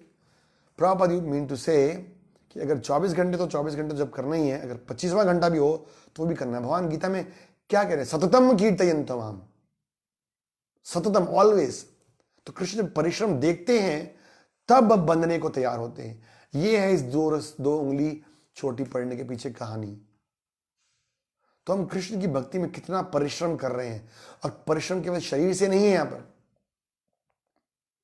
कितना इंद्रिय को रोकने का प्रयास कर रहे हैं, कितना प्रजल्प को रोकने का प्रयास कर रहे हैं, कितना खान पीने सोने को रोकने का प्रयास कर रहे हैं, कितना अधिक जप कीर्तन करने का प्रयास कर रहे हैं, कितना अधिक भक्तों के संग करने का प्रयास कर रहे हैं, कितना विनम्र बनने का प्रयास कर रहे हैं, कितना सहनशील बनने का प्रयास कर रहे हैं। ये हमारा परिश्रम है। इसके लिए परिश्रम चाहिए। मैं उदाहरण दे रहा था पहले भी, अगर आपको ऊपर से कोई पत्थर नीचे गिराना है, आधे सेकंड में नीचे आ जाएगा, आधा सेकंड में। बट नीचे से ऊपर पत्थर पहुंचाना है, परिश्रम करना पड़ेगा। तो गिरना बहुत आसान है, बुरी आदतें पकड़ना बहुत आसान है, बट तीनों गुणों से ऊपर उठकर कृष्ण की भक्ति करना, it's a tough job, it's not easy. उसके लिए बहुत मेहनत करनी पड़ेगी, बहुत मेहनत करनी पड़ेगी, परिश्रम। लेकिन संभावना क्या है हमारे को? कि गुरु और साधु और कृष्ण स्वयं हमारे साथ है। देखो, जैसे ही भगवान ने देखा कि परिश्रम कर रहा है, कृष्ण ने क्या किया? कृपया, बड़े भगवान दरिद्र हो उठे और अपने को बांधने के लिए राजी हो गए। तो ये लिस्ट जो हमने दी है ना परिश्रम करने की, ये रिकॉर्ड कीजिए आप सब लोग, भक्त लोग, कि क्या क्या परिश्रम करना है, केवल गधे की तरह परिश्रम नहीं करना है। लोग बोलते वर्क हार्ड हार्ड वर्क। तो अगर हार्ड वर्क से कोई आदमी उन्नति करेगा तो फिर तो गधा सबसे ज्यादा हार्ड वर्क कर रहा है, बोझ उड़ा रहा है, फिर तो उसकी पूजा करनी चाहिए। काम गधे की तरह नहीं करना। क्या है हार्ड वर्क? मतलब क्या है? अनर्थों को दूर करने में हार्ड वर्क करना है। यशोदा मैया में कोई अनर्थ नहीं था, लेकिन भगवान दिखा रहे उनके माध्यम से। प्रभुपाद जी कहते हैं जब भगवान को सिखाना है तो अपने भक्तों के माध्यम से ही दिखाएंगे ना। तो कहते परिश्रम से प्रसन्न हो गए भगवान। आगे क्या कहते हैं, हे महाराज परीक्षित, अब देखिए सुनिए, कहते शिव जी, ब्रह्मा जी, इंद्र जैसे महान देवता समेत ये संपूर्ण ब्रह्मांड भगवान के वश में है। फिर भी भगवान का एक दिव्य गुण है कि वे अपने भक्तों के वश में हो जाते हैं। यही बात इस लीला में कृष्ण द्वारा दिखलाई जा रही है। इंपॉर्टेंट पॉइंट, ये पूरे अध्याय का सार है। ब्रह्मा जी, शिव जी, इंद्र जैसे बड़े बड़े देवता भगवान के वश में हैं, फिर भी भगवान का एक दिव्य गुण क्या है कि अहम भक्ता पराधीनो भृत्य वश्यता। यहां शब्द आया है श्लोक संख्या 19 में, भृत्य। भृत्य मतलब भक्त। नरसिंह लीला में आता है ना, सत्यम विधातु निज भृत्य वाक्य। अपने भृत्य, अपने भक्त की बात को सत्य करने के लिए भगवान पिल्लर में से प्रकट हुए। तो भृत्य वश्यता, भगवान अपने भक्तों के अधीन हो जाते हैं। प्रभुपाद जी लिखते हैं बड़ा सुंदर, क्या लिखते हैं कि कृष्ण की इस लीला को समझ पाना दुष्कर है, लेकिन केवल भक्तगण इसको समझ सकते हैं। तो यहां पर वो लिखते हैं, प्रभुपाद जी लिखते हैं तात्पर्य में, ध्यान से पढ़िएगा, कि उपनिषदों में कहा गया है कि भगवान मन से भी अधिक वेग से दौड़ने वाले हैं, लेकिन फिर भी हम देखते हैं कि वो माता द्वारा पकड़े गए।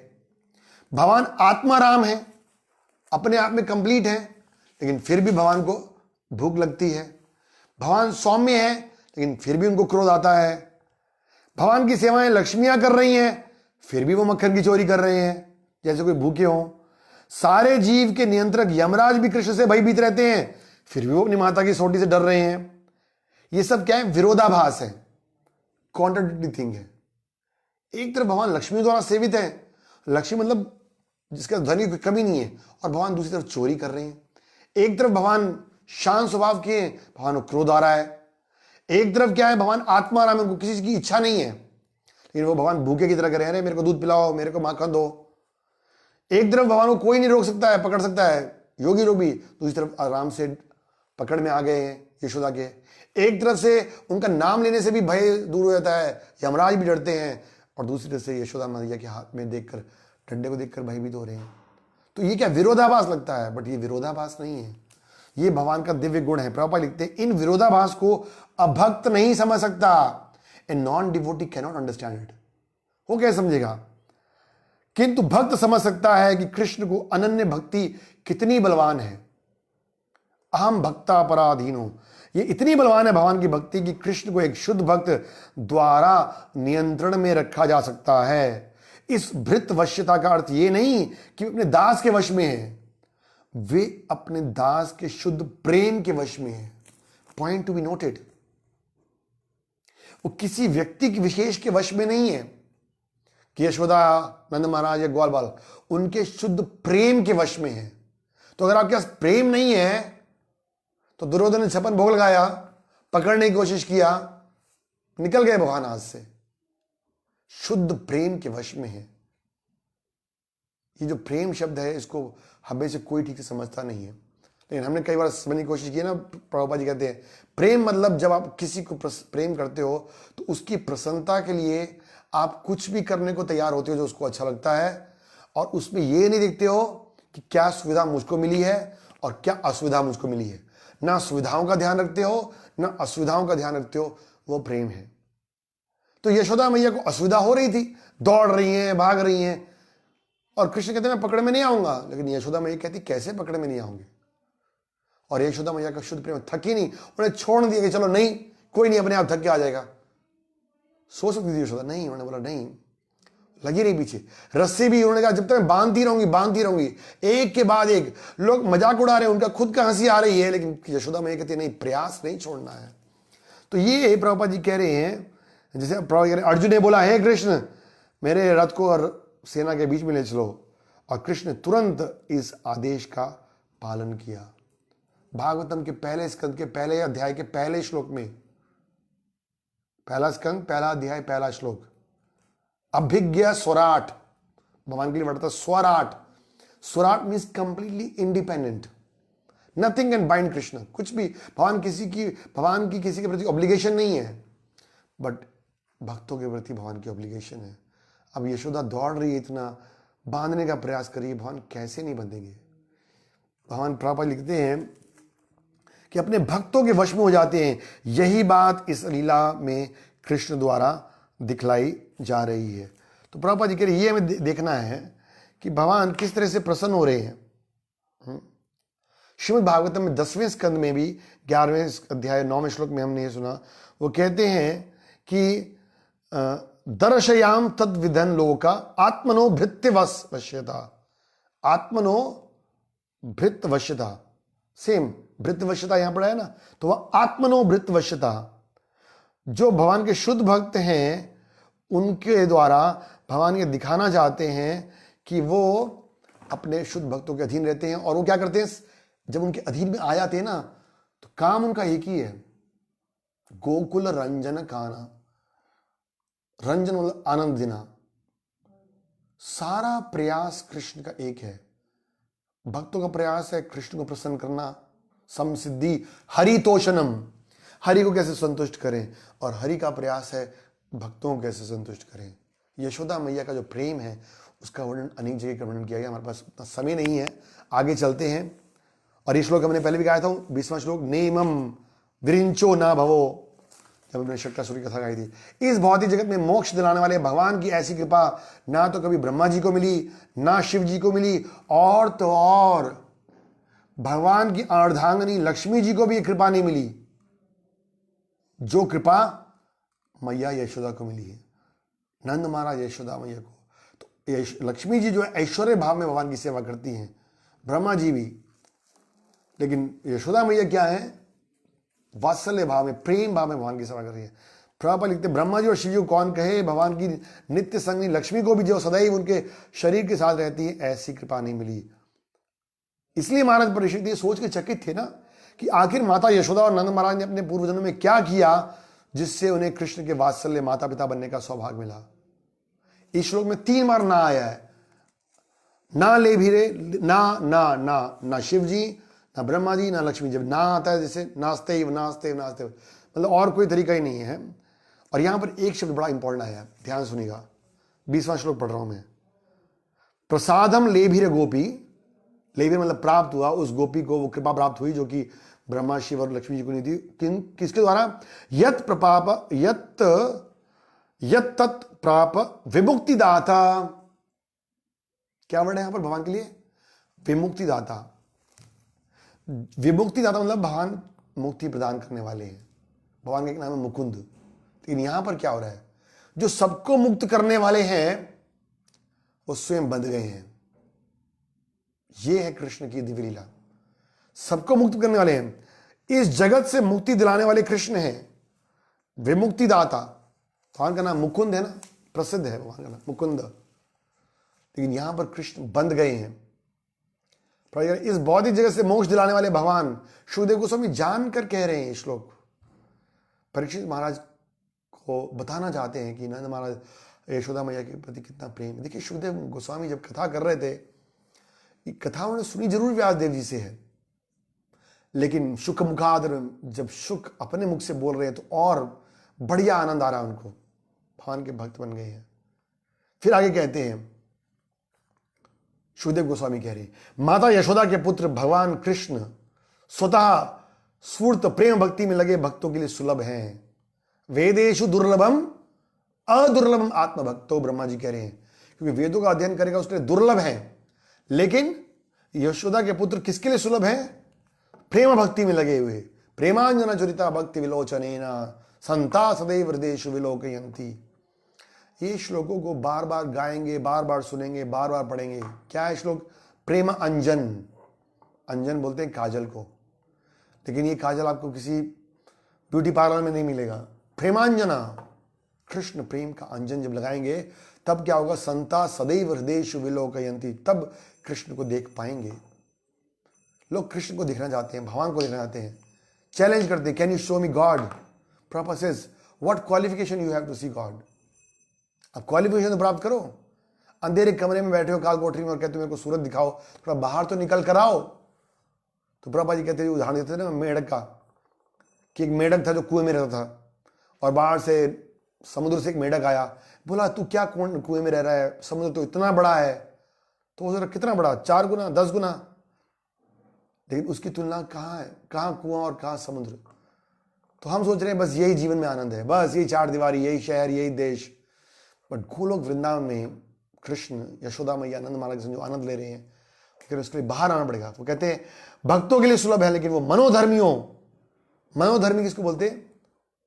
जो मन से धर्म बना लेते हैं, परिवार की सेवा करना, समाज की सेवा करना, देश की सेवा करना, ये सब मनोधर्मी है। तो ये धर्म क्या है? तो छोड़ो सबको धर्म, सर्वधर्मान परित्यज्य माम एकम शरणम व्रजा। महाप्रभु ने बताया धर्म क्या है। नामे रुचि जीवे दया वैष्णव सेवन, यही छोड़ी धर्म ना ही सुनो सनातन। अफकोर्स इसका ये नहीं गृहस्थों को हम बोल रहे हैं कि घर बार छोड़कर सबको जंगल में चले आना है, इस्कॉन में जाना है। कहने का मतलब है आप घर में जब अपने पति पत्नी बच्चों की सेवा कर रहे हो तो आपको याद रखना चाहिए कि कृष्ण की संपत्ति है ये, you are not the owner, ये कृष्ण के द्वारा दी गई, इसलिए आप उस भावना से उनका सेवा करो और उनको जो कार्य करने को कर रहे हो साथ में उनको भक्ति करने के लिए बोलो, वो है। नहीं तो बाकी क्या, मनोधर्मी, घोर तपस्या और आत्म साक्षात के लिए प्रयास करें। 3 नाम बताए उन्होंने, देही नाम, देही नाम मतलब जो देहात्म बुद्धि में लगे हुए लोग, कर्मी लोग हैं। फिर ज्ञानी नाम, जो ज्ञानी लोग हैं। और फिर आत्मभूता नाम, जो योगी लोग हैं। यहां तक कि योगी में ब्रह्मा जी और शिव जी का नाम भी ला रहे हो कि ब्रह्मा जी, शिव जी, लक्ष्मी जी। आत्मभूत जो उनके क्लोज हैं उसका भी नाम होता है आत्मभूत। जैसे ब्रह्मा जी का नाम है आत्मज, उनसे प्रकट हुए हैं। तो चाहे कोई कर्मी हो, चाहे कोई ज्ञानी हो, चाहे कोई तपस्वी हो, चाहे कोई भी कुछ हो, वो कृष्ण को नहीं समझ पाता, खासकर से नंदनंदन कृष्ण को, यशोदा नंदन कृष्ण को। उसके लिए क्या करना पड़ेगा? उसको भक्तों के लिए सुलभ है। भगवान कह रहे हैं मैं भक्तों के लिए सुलभ हूं। कृष्ण के प्रत्यक्ष संबंध रखने वाले भक्तों के चरण चिन्हों का, विशेष रूप से वृंदावन वासियों का अनुसरण करते हुए मनुष्य कृष्ण के सानिध्य के परम पद तक पहुंच सकता है। इसलिए हमें क्या करना है? भगवान के शुद्ध भक्त हैं, महाजनों ये न कथा सुपंथा, उनके द्वारा बताए गए पदकमल पे जब चलेंगे। क्यों? प्रभु जी भगवान वृंदावन से बाहर एक कदम नहीं रखते। तो अगर कृष्ण को प्राप्त करना है तो वृंदावन में जो रहने वाले भक्त हैं, वृंदावनम परित्यज्य पदम एकम न गच्छति, कृष्ण वृंदावन को क्षण भर के लिए भी नहीं छोड़ते। आगे यशोदा मैया ने बांध दिया और फिर क्या होगी? घरेलू कार्यों में बिजी हो गई है। और तब भगवान को थोड़ा सा रिलैक्स हुआ कि अब चलो छड़ी फेंक दी है, यशोदा मैया चली गई है। अब भगवान ने सोचा टाइम क्यों वेस्ट करना, बंदे बंदे भी कुछ काम करना चाहिए मेरे को। और तब उनकी नजर पड़ती है, यहां लिख रहे हैं, जैसे वो कार्य में व्यस्त हो गई तभी भगवान कृष्ण ने 2 जुड़वा वृक्षों को देखा। यमला अर्जुन, अर्जुन एक वृक्ष की कैटेगरी है, जो अर्जुन छाल की चाय पीते ना लोग। और यम मतलब पेड़। तो कृष्ण ने 2 जुड़वा वृक्ष को देखा जिन्हें यमलार्जुन कहा जाता था। ये पूर्व युग में कुबेर के पुत्र थे और इनका नाम था नल, कुंवर और मणिग्रीव। और ये बड़े ही ऐश्वर्यवान थे क्योंकि कुबेर के पुत्र थे। लेकिन गर्व और मिथ्या प्रतिष्ठा के कारण उन्हें किसी की परवाह नहीं की और नारद मुनि का अपमान किया। इसलिए नारद मुनि ने उनको वृक्ष बनने का श्राप दिया। ये सुखदेव गोस्वामी बोलकर कथा का चैप्टर यहां पे खत्म दिया। लेकिन परीक्षित महाराज कहते हैं अच्छा ऐसा क्यों हुआ? और फिर परीक्षित महाराज पूछते हैं कि क्या कारण था कि नारद मुनि ने उनको श्राप दिया, ऐसा कौन सा गलत काम कर दिया इन्होंने जो कि नारद जी इन पर इतना गुस्सा हो गए, कृपा मुझे बताइए। अब देखिए कृष्ण बंधे हुए हैं लेकिन वो उनको कल्याण करना, उनकी मुक्ति चाहते हैं, भगवान देख रहे हैं। बड़ा सुंदर प्रसंग आएगा आगे। तो इधर क्या होता है, छोटी सी बात हम बीच में बताना चाहते थे। कृष्ण को बांध कर चली गई यशोदा मैया।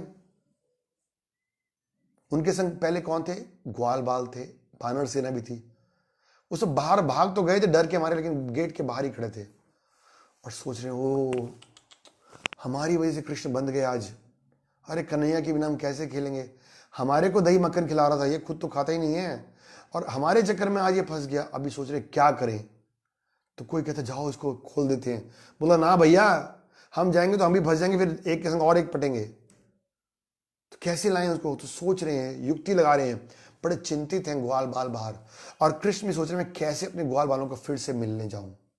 और तभी उनकी दृष्टि पड़ती है इन दोनों पेड़ों की तरफ। और फिर भगवान को स्मरण आता है कि ये दोनों पेड़ क्या हैं, भगवान का एक भक्त है कुबेर जी, उनके पुत्र हैं। और फिर उनको स्मरण आता है नारद जी का भी, कि नारद जी ने उनको ये श्राप दिया है। और नारद जी ने श्राप दिया था, उनको ये बोला था कि इस श्राप से तुम्हें मुक्त भी कृष्ण ही करेंगे। तो अब वो कथा सुना रहे हैं सुखदेव गोस्वामी परीक्षित महाराज को। बड़ी इंपॉर्टेंट कथा है, बड़ी लेसन वाली कथा है, और ये हमारे अंदर ये असुर भी है, उसको रिप्रेजेंट करेंगे। सुखदेव गोस्वामी कहते हैं, हे राजा परीक्षित, कुबेर के दोनों पुत्रों को भगवान शिव जी ने अपने पार्षद बनने का गौरव प्रदान किया था। बड़े ऑपुलेंट व्यक्ति थे कुबेर जी, भगवान के भक्त हैं, ट्रेजरर हैं। ऐसा नहीं है कि सिर्फ खजांची, मतलब सिर्फ पैसे का हिसाब किताब रखते हैं, उनकी सैंक्शन से ही देवता लोग खर्चते हैं। तो शिव जी के पार्षद बन गए थे वो। और लेकिन वो बड़े गर्व में आ गए। और एक दिन क्या हुआ, वो कैलाश पर्वत से सटे हुए एक बाग में जहां मंदाकिनी नदी थी, गंगा जी थी, वहां पर चले गए और वरुणी नामक मदिरा पीकर अपने साथ स्त्रियों के साथ वो वहां पर गए और आनंद लेने लगे। प्रभुपाद लिखते हैं कि यदि कोई व्यक्ति ज्यादा देवताओं की भजन करता है तो उसे भौतिक सुविधाएं तो मिल जाती हैं, लेकिन भौतिक सुविधाओं का दुरुपयोग करने से वो स्त्रियों, मदिरा, जुआ आदि जैसे व्यवसाय में लग जाता है। इसलिए क्या बोला गया, हृतक ज्ञाना, उनका ज्ञान हर लिया जाता है। माया प्रतज्ञाना, भगवान गीता कह रहे नाम हम दुष्कृतो मूढ़ा प्रपदन्ते नराधमा माया प्रतज्ञाना आश्रम भाव में श्रुता। 3 बार के लोग मेरी तरफ नहीं आते कभी, दुष्कृति न, नराधमा और माया प्रतिज्ञाना। कमल के फूलों के उद्यान में वो मंदाकिनी गंगा के जल में कुबेर के दोनों पुत्र युवतियों के साथ क्रीड़ा करने लगे। देखिए गंगा जी तो पूजा पाठ की जगह है और वहां वो घुस गए, और वो भी स्त्रियों के साथ। और शास्त्र कहते हैं वो भी बिना वस्त्रों के थे वो, और ऐसे क्रीड़ा कर रहे थे जैसे कि हाथी हाथिनों के संग क्रीड़ा कर रहे थे। प्रभुपाद लिखते हैं सामान्य लोग अपने पापों से शुद्ध होने के लिए गंगा में स्नान करने आते हैं, किंतु यहां पर दृष्टांत प्रस्तुत किया कि किस तरह मूर्ख लोग पापमय कार्य करने के लिए गंगा में प्रवेश करते हैं। बड़ी इंपॉर्टेंट बात है। तो जब धाम जाते हैं ना, वृंदावन, बद्रीनाथ, द्वारका, जगन्नाथपुरी, तो वहां हमें पवित्र कार्य करने चाहिए, भगवान का नाम कीर्तन स्मरण करना चाहिए। हे महाराज परीक्षित, उन दोनों बालकों के सौभाग्य से, उन दोनों बालक कौन, ये दोनों बालक कुबेर के पुत्र, तो ये नशे में घूम रहे हैं, अपना आनंद ले रहे हैं स्त्रियों के साथ, लेकिन उनका सौभाग्य क्या था, वो कह रहे हैं, सुखदेव गोस्वामी कह रहे हैं उनका सौभाग्य था कि एक बार वहां पर नारद मुनि संयोगवश आ गए। तो देखिए वैसे वो पाप कर रहे थे, बट उनका सौभाग्य क्या था। प्रभु कह रहे साधु संग सर्वशास्त्र कहे, लव मात्र साधु संग सर्वशास्त्र कहे। बड़े सौभाग्य से साधु का संग मिलता है। तो साधु आगे वहां पर, साधु में श्रेष्ठ नारद मुनि, बेस्ट प्रीचर आगे वहां पर। लेकिन उन्होंने देखा कि वो नशे में उन्मत्त हैं, उनकी आंखों में नशा चढ़ा हुआ है। और नारद जी समझ गए, क्या समझ गए, तम दृष्टवा व्रीडितो देवया विविस्त्र। उन्होंने जब देखा तो जो वहां पर स्त्रियां थी उनको तो लज्जा आई, और वो तो फटाफट वहां से निकल गई अपने कपड़े वगैरह डालकर। शापित होने के भय भी से उन्होंने अपने शरीर को अपने अपने वस्त्रों से ढक लिया। किंतु कुबेर के दोनों पुत्रों ने ऐसा नहीं किया, उल्टे नारद जी की परवाह ना करते हुए वो बिना वस्त्रों के ही रहे। देवताओं के दोनों पुत्रों को बिना वस्त्रों और ऐश्वर्य और झूठी प्रतिष्ठा के गर्व के नशे में उन्मत्त देखकर, एक तो वो बिना वस्त्र के थे, नंबर 2 उनको झूठा गर्व था कि हम कुबेर के पुत्र हैं, धन है हमारे पास, ऐश्वर्य है, नशे में थे। तो नारद जी को उन पर कृपा आ गई, दया आ गई, और दया करने हेतु उन्होंने उनको श्राप देना चाहा। प्रभुपाद जी ना तात्पर्य में बड़ा सुंदर एग्जाम्पल दे रहे हैं, ध्यान सुनिएगा।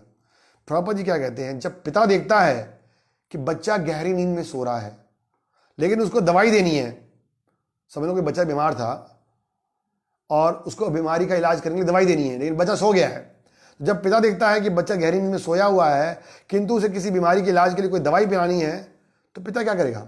उसको उठाना पड़ेगा। अब उठाने के दो तरीके हैं, देखिए ध्यान सुनिए जो मैं बात बताना चाहता हूँ। बच्चा बीमार है, सो रहा है, पिता ने उसको दवाई देनी है, दवाई देने के लिए उठाना पड़ेगा। उठाने के दो तरीके हैं। बोलेगा बच्चा उठ जाओ, जो भी नाम है उसका, गोविंद उठ जाओ, गोपाल उठ जाओ, लेकिन बच्चे को उठाओ, उठते क्या वो? सबको माता पिता को एक्सपीरियंस होगा, खासकर छुट्टी के दिनों में वो एक तरफ से दूसरी तरफ मुंह मोड़ के फिर सो जाते हैं। लेकिन दवाई देना जरूरी था, तो इसलिए बोलने से नहीं उठेंगे, तो इसलिए क्या किया उन्होंने? चुटकी दिया। मन नहीं भी नहीं, जब चुटकी मारेंगे तो एक बार तो उठेगा, अरे क्या कर रहे हो मुझे, मार क्यों तंग कर रहे हो? बच्चों को याद होगा ना, माताओं को विस्मरण होगा, ऐसे पिता होगा। तो ये एग्जाम्पल क्यों अप्रोप्रिएट है यहाँ पर? नारद मुनि ने बोला कि अभी ये ना नशे में है, नींद के नशे में है, मदिरा के नशे में है। उस समय में नींद का नशा होता है रात को ना, तो नींद के नशे में इसको बोलेंगे ना, समझ में आने वाला नहीं है कुछ ज्ञान, लेकिन इसका उपचार भी करना है। दयावश ये बीमारी है, इनको जो मद है काम क्रोध के पीछे, तो इनकी बीमारी का इलाज करना है, तो इसलिए थोड़ा सा श्राप देना चाहिए। जब चिटकी काटा पिताजी ने तो कोई द्वेषवश नहीं किया, उनका बस यही है कि भाई किसी तरह उठ जाए बच्चा और फिर इसको दवा पिला दी जाए। तो नारद मुनि के, तो ये बड़ा एग्जाम्पल, बड़ा अप्रोप्रिएट विश्वनाथ ठाकुर ने दिया है कि कई बार बात से नहीं तो उनको थोड़ा सा श्राप देना चाहा, इसलिए उन्होंने श्राप देना चाहा। भौतिक भोग के समस्त आकर्षणों में से, और फिर नारद मुनि बड़ा सुंदर बोलते हैं, देखिए ये जो सुनना वाली बात है, वो कहते हैं भौतिक भोग के समस्त आकर्षणों में से धन के प्रति आकर्षण, यहां तक कि धन के जो आकर्षण है वो सुंदर रूप, कुल में जन्म और विद्वता के से भी धन का आकर्षण बुद्धि को अधिक भ्रमित करने वाला है।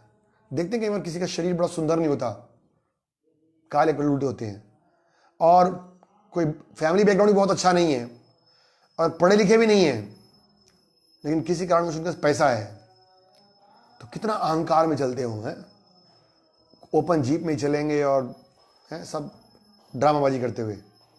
ना तो विद्वता है, ना शरीर है, ना ऊंचे कुल में, लेकिन सिर्फ धन है। वो कह रहे हैं धन का जो आकर्षण है वो पागल कर देता है। यदि कोई अशिक्षित व्यक्ति धन से गर्वित हो जाता है तो अपना सारा धन शराब, स्त्री और जुए खेलने में आनंद लगाता है।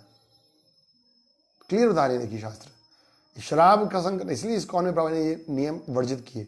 शराब, स्त्री, जुआ खेलने में आनंद लगाता है अगर कोई अशिक्षित व्यक्ति है, और जो शिक्षित व्यक्ति है वो धन का इस्तेमाल सही जगह लगाएगा। तो प्रभु जी कह रहे रजो तथा रजस्तम भावा, रजो और तमो गुण के प्रभाव में आके वो काम के वशीभूत हो जाता है।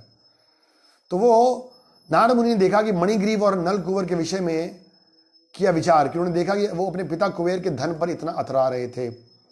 अपनी इंद्रियों को वश में करने में असमर्थ धूर्त लोग, जिन्हें अपने धन पर मिथ्या गर्व रहता है, या जो राजसी परिवार में जन्म लिए रहते हैं, इतने निष्ठुर हो जाते हैं कि वो अपने नश्वर शरीर को बनाए रखने के लिए पशुओं के वध करते हैं। तो 3 पाप पहले गिना दिए, छुआ, शराब, स्त्री, 3 पाप गिना दिए ना, और चौथा पाप क्या है?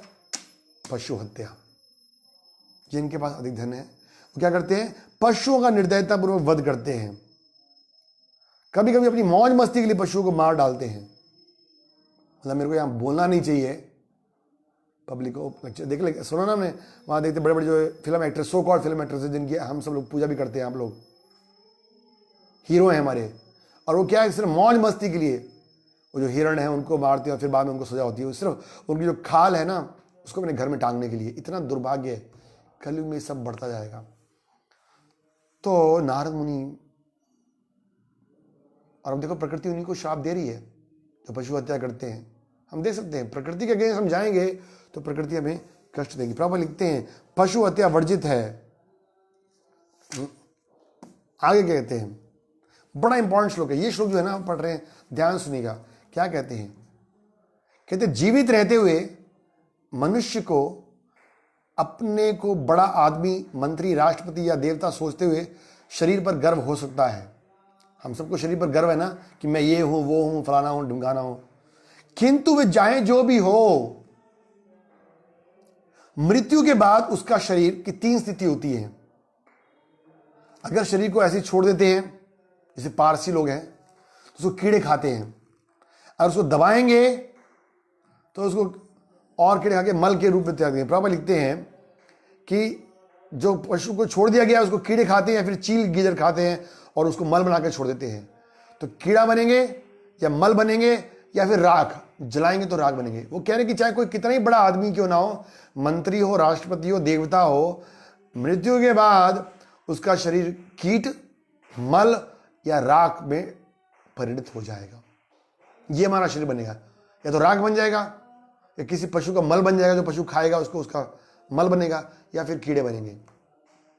यदि कोई व्यक्ति अपने शरीर की क्षणिक इच्छाओं की तुष्टि के लिए पशुओं का वध करता है तो वो ये नहीं जानता कि उसे अगले जीवन में कष्ट भोगना होगा, क्योंकि ऐसे पापी को नरक जाना पड़ेगा और अपने कर्म फल भुगतने पड़ेंगे। किसके बारे में बात कर रही है? नारद मुनि उन दो कुबेर के पुत्रों के माध्यम से हम सब लोगों को बता रहे हैं कि जो लोग ऐसे पापमय कर्म करते हैं उनका अंत क्या होने वाला है। जिस शरीर को मेंटेन करने के लिए हम ये सारे चारों पापों को कार्य करते हैं जो गिराए, शराब, स्त्री, जुआ और पशुवध, वो शरीर की हालत क्या होगी? शास्त्र में जीते जी क्या है इसके अंदर? कफ पित्त वायु है। जीते जी भी कचरा ही है इसके अंदर, कफ है, पित्त है और वायु है, और मरने के बाद भी इसका ये हाल है। तो वो क्या मूर्ख लोग हैं। और फिर अगला श्लोक एक और इंपॉर्टेंट श्लोक है। ये श्लोक प्रचार में बड़े काम आते हैं। क्या कहते हो नारद जी? कहते हैं कि जीवित रहते हुए शरीर सोचना चाहिए हम लोगों को, ये शरीर किसका है? मैं इसको मेंटेन करना चाहता हूं, बट ये शरीर किसका है? नंबर एक, वो कहते हैं क्या उसके अन्नदाता का है, जो उसका मालिक है, जो उसको नौकरी दे रहा है? क्या उसके पिता का है? क्या उसकी माता का है जिसने ये शरीर दिया? नाना का। नाना का क्यों बोला गया है? क्योंकि कई कभी हम देखेंगे शास्त्रों में ऐसा उदाहरण दिया गया है कि जब एक व्यक्ति अपनी पुत्री की शादी करता है और अगर उसके पुत्र ना हो ना, तो कहता है कि ठीक है मैं पुत्री की शादी कर रहा हूं, बट जो पुत्री का लड़का होगा वो आप मुझे दे दीजिएगा। तो मतलब जो उसका दौता है वो भी उसका बन जाता है। तो नाना इसलिए बोल रहे हैं। तो क्या ये बलपूर्वक ले जाने वाले का है, इसे खरीद लेने वाले स्वामी का है, या उन पुत्रों का होता है जो इसे अग्नि में जला देते हैं? तो स्वामी का है, मालिक का है, पत्नी का है, पति का है, माता का है, पिता का है, नाना का है, पुत्रों का है। किसका शरीर है? या फिर अगर जलाया नहीं जाए तो ये उन कुत्तों का है शरीर जो इसे खाते हैं। आखिर इतने सारे दावेदारों में से असली दावेदार कौन है भैया इसका? ये शरीर जिसको मेंटेन करे, इसका असली दावेदार कौन है? इतने सारे गिना दिए। ये विचार करने वाला प्रश्न है। नारद मुनि कह रहे हैं इसका पता लगाने के बजाय यदि पाप कर्मों द्वारा इस शरीर का पालन करना अच्छा नहीं है, तो इस बात की जो जिज्ञासा वो करता नहीं कि भाई इसका वास्तविक स्वामी कौन है। इसके वास्तविक स्वामी तो भगवान है, तो शरीर की सेवा तो भगवान की सेवा में लगानी चाहिए, शरीर का उपयोग करना चाहिए, लेकिन उसमें लगा रहे हैं तो कौन है भैया? और पाप कार्यों में लगा रहे हैं। वो कह रहे हैं ये शरीर आखिर अव्यक्त प्रकृति द्वारा उत्पन्न किया गया है और नष्ट होकर दोबारा से तत्वों में मिल जाएगा, अतः सबका सर्व सामान्य गुण है। ऐसी परिस्थिति में जो धूर्त होगा वही इस संपत्ति को अपना होने का दावा करेगा। ये शरीर हमारा नहीं है। बहुत सारे इसके ऊपर ओनरशिप के स्टैंप लगी हुई है। माता कहती है मेरा है, पिता कहती है मेरा है, पिता कहते पति कहता है मेरा है, पुत्र कहेगा मेरा है, पड़ोसी कहेगा मेरा है, इनकम टैक्स वाले कहेंगे हमारा है, वापस चलनी तो तेरे को जेल में डाल देंगे, है ना। और सब लोगों का है, जो कंपनी का मालिक है। वो कह रहे हैं ऐसी परिस्थिति में जो धूर्त होगा, मूर्ख होगा, धूर्त मतलब चीटर इसलिए में, वो इस संपत्ति को अपनी हानि होने का, अपनी होने का दावा करेगा और उसे बनाए रखते हुए अपनी इच्छाओं की तुष्टि के लिए पशु हत्या जैसे पाप कर्म करता रहेगा। केवल मूर्ख ही ऐसा पाप कर्म करेगा। तो खासकर से नारद मुनि निंदा कर रहे हैं कि इस शरीर को संतुष्ट करने के लिए पाप कर्म कर रहे हो ना, लेकिन ये शरीर पहले उन्होंने बताया कि इसकी गति क्या है। उस शरीर या तो कीड़ा बनेगा या मल बनेगा या राख बनेगा, तो उसको देखभाल करने के लिए इतने पाप कर रहे हो। और दूसरा बोला ये शरीर तुम्हारा है भी नहीं, इसके 50 दावेदार हैं और फिर भी इसको मेंटेन करने के लिए तुम पाप कर रहे हो। आगे कहते नास्तिक, मूर्ख या धूर्त धन के मद के कारण वस्तुओं को यथारूप में नहीं देख पाते। अब उन्होंने क्या सोचा, इसका सोल्यूशन क्या है? सोल्यूशन बता रहे हैं।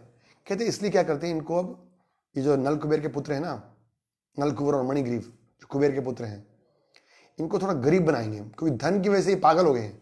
कहते अतएव उन्हें दरिद्र बनाना ही सर्वोत्तम काजल है, जिससे वे आंखों में लगाकर वस्तुओं को वास्तविक रूप में देख सकते हैं। जब अंधे हो जाते हैं, मतलब धन के नशे में अंधे होते हैं, तो वो चीज को ठीक से नहीं देखते कि किसकी संपत्ति है। तो इनको दरिद्र बनाएंगे, तो दरिद्रता वो काजल है जिसके द्वारा वो ठीक से समझ पाएंगे। और कुछ नहीं तो जो दरिद्र हैं वो इसका तो अनुभव कर ही सकता है ना कि दरिद्रता कितनी दुखी होती है। वो पैसे को वेस्ट नहीं करता। जो गरीब आदमी होता है वो कभी पैसे का नष्ट नहीं करता, क्योंकि वो पैसे की कीमत को जानता है। वो जानता है कि गरीबी में कितना कष्ट है, दरिद्रता में कितना दुखित है। अतः वे कभी नहीं चाहेगा कि अन्य लोग उसकी तरह दुख में स्थिति में रहे। वो दुरुपयोग नहीं करेगा। जो खुद आदमी गरीब है, प्रभुपाद लिखते हैं कि वो कभी भी दूसरे को गरीब नहीं बनाना चाहेगा। कहते जिसके शरीर में कांटे चुभे हो ना, वे दूसरों के चेहरों को ही देखकर उसकी पीड़ा समझ सकता है कि उन्हें कांटे चुभ रहे हैं। वे ये अनुभव करते हुए कि ये पीड़ा सबके लिए एक समान है, ये नहीं चाहता कि अन्य लोग भी कष्ट भोगें। किंतु जिसे कभी कांटे गड़े ही ना हो, वे इस पीड़ा को नहीं समझ सकता। तो इनको एक बार ना थोड़ा कष्ट देना जरूरी है। प्रभुपाद दास कह रहे हैं जिसने गरीबी का कष्ट झेला है वही संपत्ति का सुख का आनंद ले सकता है। और एक और कहावत कह रहे हैं कि बांझ जो है वो प्रसव वेदना, जो बांझ स्त्री है वो जो बच्चा देने का जो कष्ट है उसको नहीं समझ सकती है।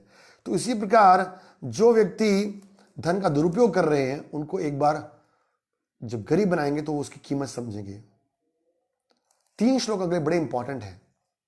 तो गरीब होना, जहां एक तरफ हमें लगता है कि बड़े दुख की बात है, वहां उसका लाभ बहुत है। और देखिए गरीब कौन है? सबसे ज्यादा गरीब असली ब्राह्मण रहते हैं।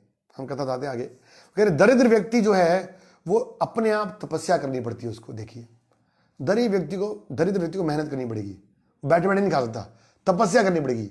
धर्म के 4 सिद्धांत है ना, तपस्या, दया, शौचम और तपस्या है, दया है, शौचम है और स्वच्छता है। तो तपस्या करेगा वो,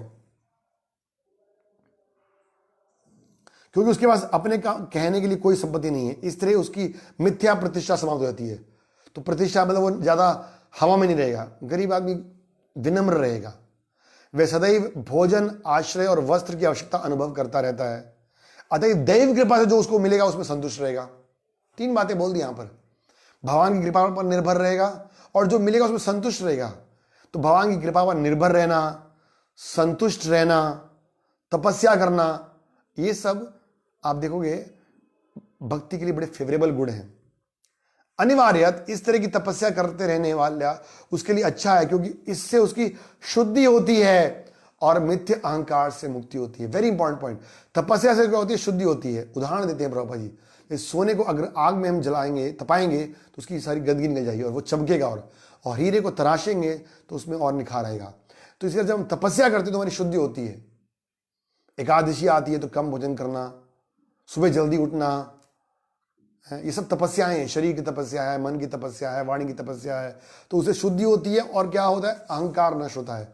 और कह रहे नारद जी की जो गरीब व्यक्ति है वो अपने आप स्वतः ही तपस्या करेगा। आगे कह रहे हैं वो भूखा रहने और पर्याप्त भोजन की चाह करने के कारण थोड़ा कमजोर भी हो जाएगा। और कमजोर होने से, अधिक बल ना रहने से उसकी इंद्रियां अपने आप ठंडी पड़ जाएंगी। ज्यादा खाता है उसकी इंद्रियां ज्यादा बल मारती हैं और फिर ज्यादा इंद्रिय तृप्ति करता है। तो जब थोड़ा कमजोर रहेगा तो उसकी इंद्रियां उसको तंग नहीं करेंगी। और वो ईर्ष्या, इसलिए दरिद्र मनुष्य हानिप्रद ईर्ष्यापूर्ण कार्य करने में अशक्त रहता है। मतलब अशक्त मतलब अनअटैच्ड, आसक्त नहीं है वर्ड, अशक्त मतलब वो ईर्ष्या भी नहीं करेगा। दूसरे शब्दों में ऐसे व्यक्ति को उन तपस्याओं का फल अपने आप प्राप्त होगा जिसे संत पुरुष स्वेच्छा से करते। तपस्या करेगा वो। और सबसे इंपॉर्टेंट बात, गरीब बनने का सबसे बड़ा फायदा, ध्यान से सुनिएगा। आप बोलो गरीब बनने का कोई फायदा हो सकता है क्या? भागवत में लिखा है और महाजन बोल रहे हैं, गलत तो हो ही नहीं सकता। नारद जी कहते संत पुरुष दरिद्रों के साथ बिना रोक टोक से घुल मिल सकते हैं, लेकिन धनी व्यक्तियों के साथ नहीं। दरिद्र व्यक्ति ऐसे साधु पुरुषों की संगति से तुरंत ही भौतिक इच्छाओं से विमुख हो जाएगा और उसके मन का सारा मैल धुल जाएगा। देखते हैं बड़े बड़े कोठियों में आते हैं हम लोग तो सिक्योरिटी गार्ड होता है, नहीं बाबूजी नहीं है, अभी चले जाओ, बिजी हैं, ऑफिस गए, निकल गए, आसानी से मिलने नहीं देंगे वो। प्रभु साधु जाते हैं कल्याण करने के लिए, भगवान के नाम का प्रचार करने के लिए। तो जिसके ज्यादा धन नहीं है उसके पास साधु लोग आराम से जा सकते हैं। नारद जी अपना एग्जाम्पल याद कर रहे हैं। जब वो शुद्ध पुत्र के रूप में, शुद्ध रानी के पुत्र के रूप में थे, गरीब घर में थे, और जब 4 महात्मा लोग आए, भक्ति वेदांत लोग आए, तो उन्होंने उनका सेवा किया और उनसे उनका जीवन सफल हो गया। नारद जी को अपना जीवन याद है। तो कह रहे धनी लोगों के घर में, प्रभु लिखते धनी क्या लिखते हैं, धनी लोग तो क्या बाहर बोर्ड लगाते हैं, कुत्तों से सावधान, और दो कुत्ते बिठा देंगे, तो बेचारा साधु वैसे ही डर के ना जाए, लेकिन उससे क्या है, वो साधु संग से वंचित रह जाएगा। तो साधु का संग नहीं मिलेगा तो फिर भगवान का भजन कीर्तन कैसे करेगा। सताम प्रसंगा मम वीर्य संविदो, भगवान की कथा कीर्तन साधु के संग में अच्छी लगती है। क्यों साधु का संग करना चाहिए, वो कह रहे हैं साधु नाम समचित्ता नाम मुकुंद चरणायुषणम। संत पुरुष 24 घंटे कृष्ण का चिंतन करते रहते हैं, उनकी और कोई रुचि नहीं रहती है। तो फिर लोग ऐसे आध्यात्मिक पुरुषों की संगति की उपेक्षा करके क्यों उन भौतिकवादियों की संगति करने का प्रयास करते हैं और उन भक्तों की शरण लेते हैं जिनमें से अधिकांश अभिमानी और धनी हैं। तो उन लोगों का संग करना चाहिए, साधु हैं, सत्संग करते हैं, जो भगवान कृष्ण का नाम चिंतन करते हैं, क्योंकि ऐसे संग से हमें लाभ मिलने वाला है। नरोत्तम ठाकुर जी कहते हैं सत्संग छाड़िया केनु असत्य विलास ते कार्य लागी यही कर्म बंधफाश। यदि हम कृष्ण महानद साधुओं की संगति छोड़कर इंद्रिय वृत्ति में व्यस्त रहेंगे और इसी कार्य के लिए धन संचय करने वाले लोगों के संगति करेंगे तो हमारा जीवन चौपट हो जाएगा, चौपट हो जाएगा हमारा जीवन, अगर हम साधु संग नहीं कर पाएंगे। इसलिए अब कहते, इसलिए दोनों व्यक्ति वरुणी शराब पीकर अपनी इंद्रियों में वश में ना रखने के कारण गिर गए हैं और स्त्रियों के प्रति अनुरुक्त हैं। अब मैं इनको झूठी प्रतिष्ठा से विहीन करूंगा। और फिर बता रहे हैं कि वो कुबेर के पुत्र हैं लेकिन गिर गए हैं और ये नहीं समझ पा रहे हैं कि वो बिना वस्त्रों के हैं, अतः वृक्षों की तरह रहने वाले, क्योंकि वृक्ष वस्त्र नहीं डालते ना, और ना उसमें चेतना होती है, उनमें कॉन्शियस नहीं थी कि भाई कोई आया है। देखो वृक्ष एक तो कपड़े नहीं डालते और ना वो झुकते हैं, तो ना तो वो नारद जी को देख के प्रणाम किए थे और ना इन्होंने वस्त्र डाले थे। तो कहते वृक्षों की तरह रहने वाले इन दोनों युवकों को वृक्ष का शरीर मिलना चाहिए, यही इनके लिए समुचित दंड होगा। फिर भी वृक्ष बनने से लेकर, तो जब सुना इन्होंने तो घबरा गए, दौड़े दौड़े आए, माफ कर दीजिए माफ कर दीजिए। तो उन्होंने बोला तुम वृक्ष तो बनोगे लेकिन नंद महाराज के घर में बनोगे। तब वो कह रहे हैं वृक्ष बनने से लेकर अपने उद्धार के समय तक इन्हें मेरी कृपा से अपने पाप कर्म याद रहेंगे। अगर भूल गए तो फिर पाप में लगे रहेंगे, याद रहेगा इनको। और यही नहीं, मेरी विशेष कृपा से देवताओं के 100 वर्ष बीतने के बाद भगवान वासुदेव का दर्शन कर सकेंगे और भक्तों के रूप में अपना असली स्वरूप प्राप्त करेंगे। नारद जी ने आशीर्वाद दे दिया है। तो हम बात कर रहे थे कि भगवान बंधे हुए हैं, यशोदा मैया बांधी गई हैं और उनकी दृष्टि पड़ती है इन दोनों पेड़ों पर, वो देव पेड़ है ये। और तो 2 बातें ध्यान आती हैं कि एक तो ये कुबेर के पुत्र हैं, मेरे भक्त के पुत्र हैं, और दूसरा मेरे एक और महान भक्त नारद ने इनको आशीर्वाद दिया है। तो सत्यम विधातु निज भृत वाक्य, नारद मुनि के अपने भक्त की बात को सत्य करने के लिए अब क्या किया उन्होंने, भगवान कृष्ण ने क्या किया, धीरे धीरे उस स्थान पर गए जहां दोनों वृक्ष थे। बच्चे बाहर बुला रहे हैं गेट पर, अरे भाई कृष्ण हमारे पास आ जाओ। सीधा रास्ता दिख रहा था उनको, लेकिन उन्होंने कहा नहीं, जाते जाते इनका कल्याण करना है। स्वयं भगवान बंधे हैं लेकिन भक्तों के बारे में चिंतन कर रहे हैं, ये भगवान की विशेषता है। भगवान हर स्थिति में अपने भक्तों का कल्याण चाहते हैं, स्वयं किसी भी स्थिति में हो। धीरे धीरे जान के गए, और कैसे गए, उनके पीछे क्या बंधा हुआ है, उखल बंधा हुआ है, और उखल बंधा हुआ है, घसीटते जा रहे हैं, भारी है ना। तो दोनों जो पेड़ थे वो वी शेप में थे, रूट एक था और वी शेप में थे, तो बीच में से जा रहे हैं कृष्ण। तो कृष्ण तो पतले से थे, निकल गए पेड़ों के बीच में से। जब उखल आया, अब उखल फंस गया, बड़ा उखल था। अभी कृष्ण ने बोला लो अब तो फंस गए। वो तो जल्दी से सोच रहे थे कि मैं अपने मित्रों के पास पहुंच जाऊंगा, अभी अगर यशोदा आ गई ना तो अब तो जरूर मेरी पिटाई होगी, क्योंकि मैं भाग रहा हूं। उसने किसी तरह से यहां से निकलना पड़ेगा। और उन्होंने क्या किया, कृष्ण सोचा था ये बात, यद्यपि ये दोनों युवक अत्यंत धनी कुबेर के पुत्र हैं और मेरा कोई संबंध नहीं है इनसे, परंतु देव ऋषि नारद मेरे अत्यंत प्रिय और वत्सल भक्त हैं, क्योंकि उसने चाहा था कि मैं इनके समक्ष आऊं और अतएव इनकी मुक्ति के लिए ऐसा करना चाहिए मुझे। यहाँ हमारे लिए बड़ा की पॉइंट है, हमारी भक्ति में कोई दम नहीं है, जितना मर्जी जब कर लो कथा कर लो, हमारे अंदर कोई चीज ऐसी नहीं जो हम कृष्ण को आकर्षण कर सके।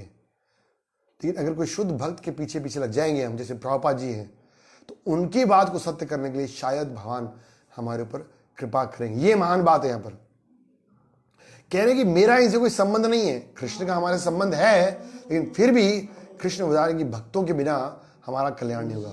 इस तरह कहकर कृष्ण तुरंत उन दोनों अर्जुन वृक्षों के बीच में घुस गए और ओखली फंस गई, तिरछी होकर फंस गई। अपने पेट से बंधी ओखली को बलपूर्वक अपने पीछे घसीटते बालक कृष्ण ने क्या किया, खींचा उसको और दोनों वृक्ष उखड़ गए। परम पुरुष की महान शक्ति से दोनों वृक्ष उखड़ गए और उनमें से दो सुंदर देवता निकल आए। एक बात यहां पर प्रभुपाद जी कहते थे, तात्पर्य में आचार्य लोग थे कि उखाड़ा किसने, उखल ने उखाड़ा ना वृक्षों को, तो उखल भी भगवान का भक्त है। तो जो कृष्ण के पीछे भी चल रहा है भगवान का भक्त, वो असली भक्तों का उद्धार करता है। तो हमारा उद्धार भगवान कृष्ण डायरेक्टली नहीं करेंगे, भक्तों के माध्यम से उद्धार करते हैं। तो जैसे उस उखल ने उन देवताओं का उद्धार किया, तो वैसे ही भगवान के भक्त उद्धार करते हैं। और क्या हुआ, दोनों सिद्ध पुरुष वहां निकल आए और क्या कहते हैं, प्रणाम करते हैं, कृष्ण कृष्ण महायोगी, हे कृष्ण आप योग शक्ति वाले सर्वोच्च आदि पुरुष हैं। कृष्ण कहते हैं, अरे भैया मैं तो छोटा सा बालक हूं, मेरे बच्चों को प्रणाम कर रहे हो? तो कहते नहीं आप महायोगी हो, समस्त कारणों के कारण हो, भौतिक सृष्टि से परे हो।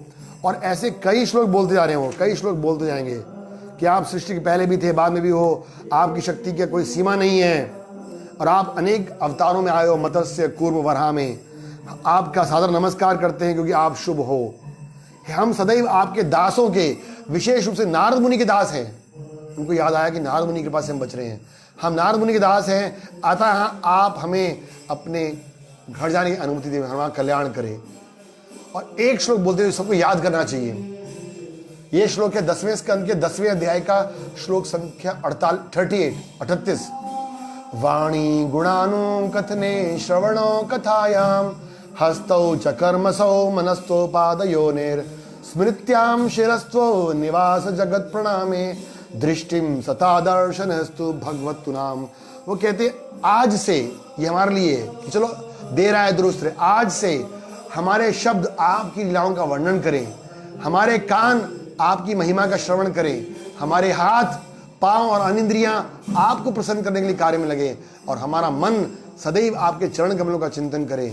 हमारे सिर इस संसार की हर वस्तु को नमस्कार करें क्योंकि सारी वस्तुएं आपके विभिन्न रूप हैं। और हमारी आंखें आपसे अभिन्न वैष्णवों का दर्शन करें। और भगवान कहते हैं कि नारद मुनि अत्यंत कृपालु हैं, उन्होंने श्राप देकर तुम्हारे ऊपर बड़ी कृपा की है क्योंकि तुम दोनों भौतिक ऐश्वर्य के पीछे उन्मत्त होकर अंधे हो गए थे, इसलिए तुम्हारे को उन्होंने कृपा किया है। और फिर कह रहे हैं जब कोई व्यक्ति सूर्य के सामने आता है तो उसकी आंखों से अंधेरा चला जाता है, इसी प्रकार जब कोई व्यक्ति साधु या भक्त के सामने आता है तो पूर्ण दृढ़ और भगवान के शरणगत होता है तो उसके भव बंधन टूट जाते हैं। इसलिए हे नलकुबर और मणिग्रीव, अब तुम दोनों अपने घर जाओ, मैं तुम्हें मुक्त करता हूं। इंपॉर्टेंट बात, यहां निकट गिले पापा दूर जाए। भगवान कह रहे हैं कि जब कोई व्यक्ति साधु के समक्ष आता है और फिर भगवान के शरणगत होता है तो उसके भव बंधन टूट जाते हैं। तो जो नल कुबेर मणिग्रीव हैं ये असली में दोनों राक्षस असुर हैं। एक तरह से असुर मतलब ये क्या रिप्रेजेंट करते हैं, ये रिप्रेजेंट करते हैं उस अहंकार को और एरोगेंस को भी जो कि हमारे को ऊंचे घर में जन्म लेने से या धन की वजह से जो अहंकार आता है। और इसका रिजल्ट क्या होता है कि हम इंद्रिय में लगते हैं, पशु हत्या करते हैं, स्त्रियों का संग करते हैं, जुआ खेलते हैं, शराब लेते हैं। और इसकी रेमेडी क्या बता रहे नारद मुनि कि या तो दरिद्रता प्राप्त हो, तो आप बोलोगे ऐसा तो नहीं करना चाहिए। कहने का सिंपल लिविंग, यहां नहीं बोल के गरीब बन जाना है, बट सिंपल लिविंग होनी चाहिए हमारी, सिंपल लिविंग हाई थिंकिंग, फिर हम नशे में नहीं आएंगे। क्योंकि जो सिंपल व्यक्ति रहता है वो साधु कृपा प्राप्त कर सकता है। तो ये बड़ा सुंदर कथा है और इस कथा में हमें सीखना चाहिए कि अगर हम अपने धन के नशे में मद रहेंगे तो हमारे से अपराध होंगे और हम च्युत हो जाएंगे और फिर केवल हम भगवान की शुद्ध भक्ति कृपा से ही बच सकते हैं। तो ये जो दामोदर लीला है इसमें बहुत सारी लीलाएं हैं। एक तरफ भगवान अपने भक्तों को आनंद दे रहे हैं, दूसरी तरफ नल कुंवर मणिग्रीव का उद्धार भी कर रहे हैं और तीसरी तरफ हमें संदेश दे रहे हैं कि किस प्रकार से हम अभिमान से मुक्त होकर, इसीलिए महाप्रभु क्या कह रहे हैं, ना धनम ना जन्म ना सुंदरीम, मुझे ज्यादा धन नहीं चाहिए, ज्यादा सुंदर वस्तु नहीं चाहिए क्योंकि इससे अभिमान आएगा। मैं बता रहा हूँ ना, ब्राह्मणों के पास ज्यादा धन नहीं होना चाहिए। कथा है ना कि एक बार जब भृगु मुनि ने सोचा कि पता करूँ कि कौन सबसे श्रेष्ठ है, शिव जी, ब्रह्मा जी और विष्णु में से, तीनों में से टेस्ट करने के लिए गए। तो पहले ब्रह्मा जी के पास गए, उन्होंने जान के प्रणाम नहीं किया। तो ब्रह्मा जी बोले अरे तुम पुत्र को प्रणाम नहीं कर रहे हो, गुस्से हो गए, वो निकल गए वहाँ से, कहते नहीं ये महान नहीं हो सकते। फिर शिव जी के पास गए तो शिव जी उनको गले लगने लगे। तो भृगु ने बोला नहीं नहीं, तुम्हारे गले में सांप है, भभूति है, दूर जाओ। तो शिव जी को भी थोड़ा क्रोध आ गया। भृगु ने बोला ये भी परम भगवान नहीं हो सकते। फिर वो विष्णु जी के पास गए और विष्णु जी जानकर उस समय लेटे हुए थे और लक्ष्मी जी उनके पैर दबा रही थी और जानकर उनकी छाती पे पैर मारा भृगुमुनि ने। तो भगवान कह सॉरी ब्राह्मण देवता आए हैं, मुझे आपका वेलकम करना चाहिए था, मेरा पत्थर जैसा हृदय में आपको कहीं कोमल चरण में चोट न लगी हो। ऐसे ब्राह्मण का आदर किया। लेकिन लक्ष्मी ने देखा ये क्या गरीब तरीका है, और तब से लक्ष्मी ने श्राप दिया कि मैं ब्राह्मणों के पास ज़्यादा नहीं रहूँगी। तो इसलिए जो वास्तविक ब्राह्मण है ना, वो ज़्यादा धनी नहीं होता, और क्योंकि वो धनी नहीं होता ज़्यादा, इसलिए वो भगवान पर पूर्ण रूप से आश्रित रहता है, उसमें अहंकार नहीं होता और वो भगवान की कृपा प्राप्त करता है। तो इसलिए हमें अहंकार रहित होकर भगवान के शरणागत होना चाहिए। तो इस प्रकार ये कथा यहाँ संपन्न होती है। हमने संक्षेप बताया, आगे फिर हम कल कथा शुरू करेंगे। तो सब लोग आइएगा। हरे कृष्णा। श्रील प्रभुपाद की जय। गौर हरि प्रेमानंद।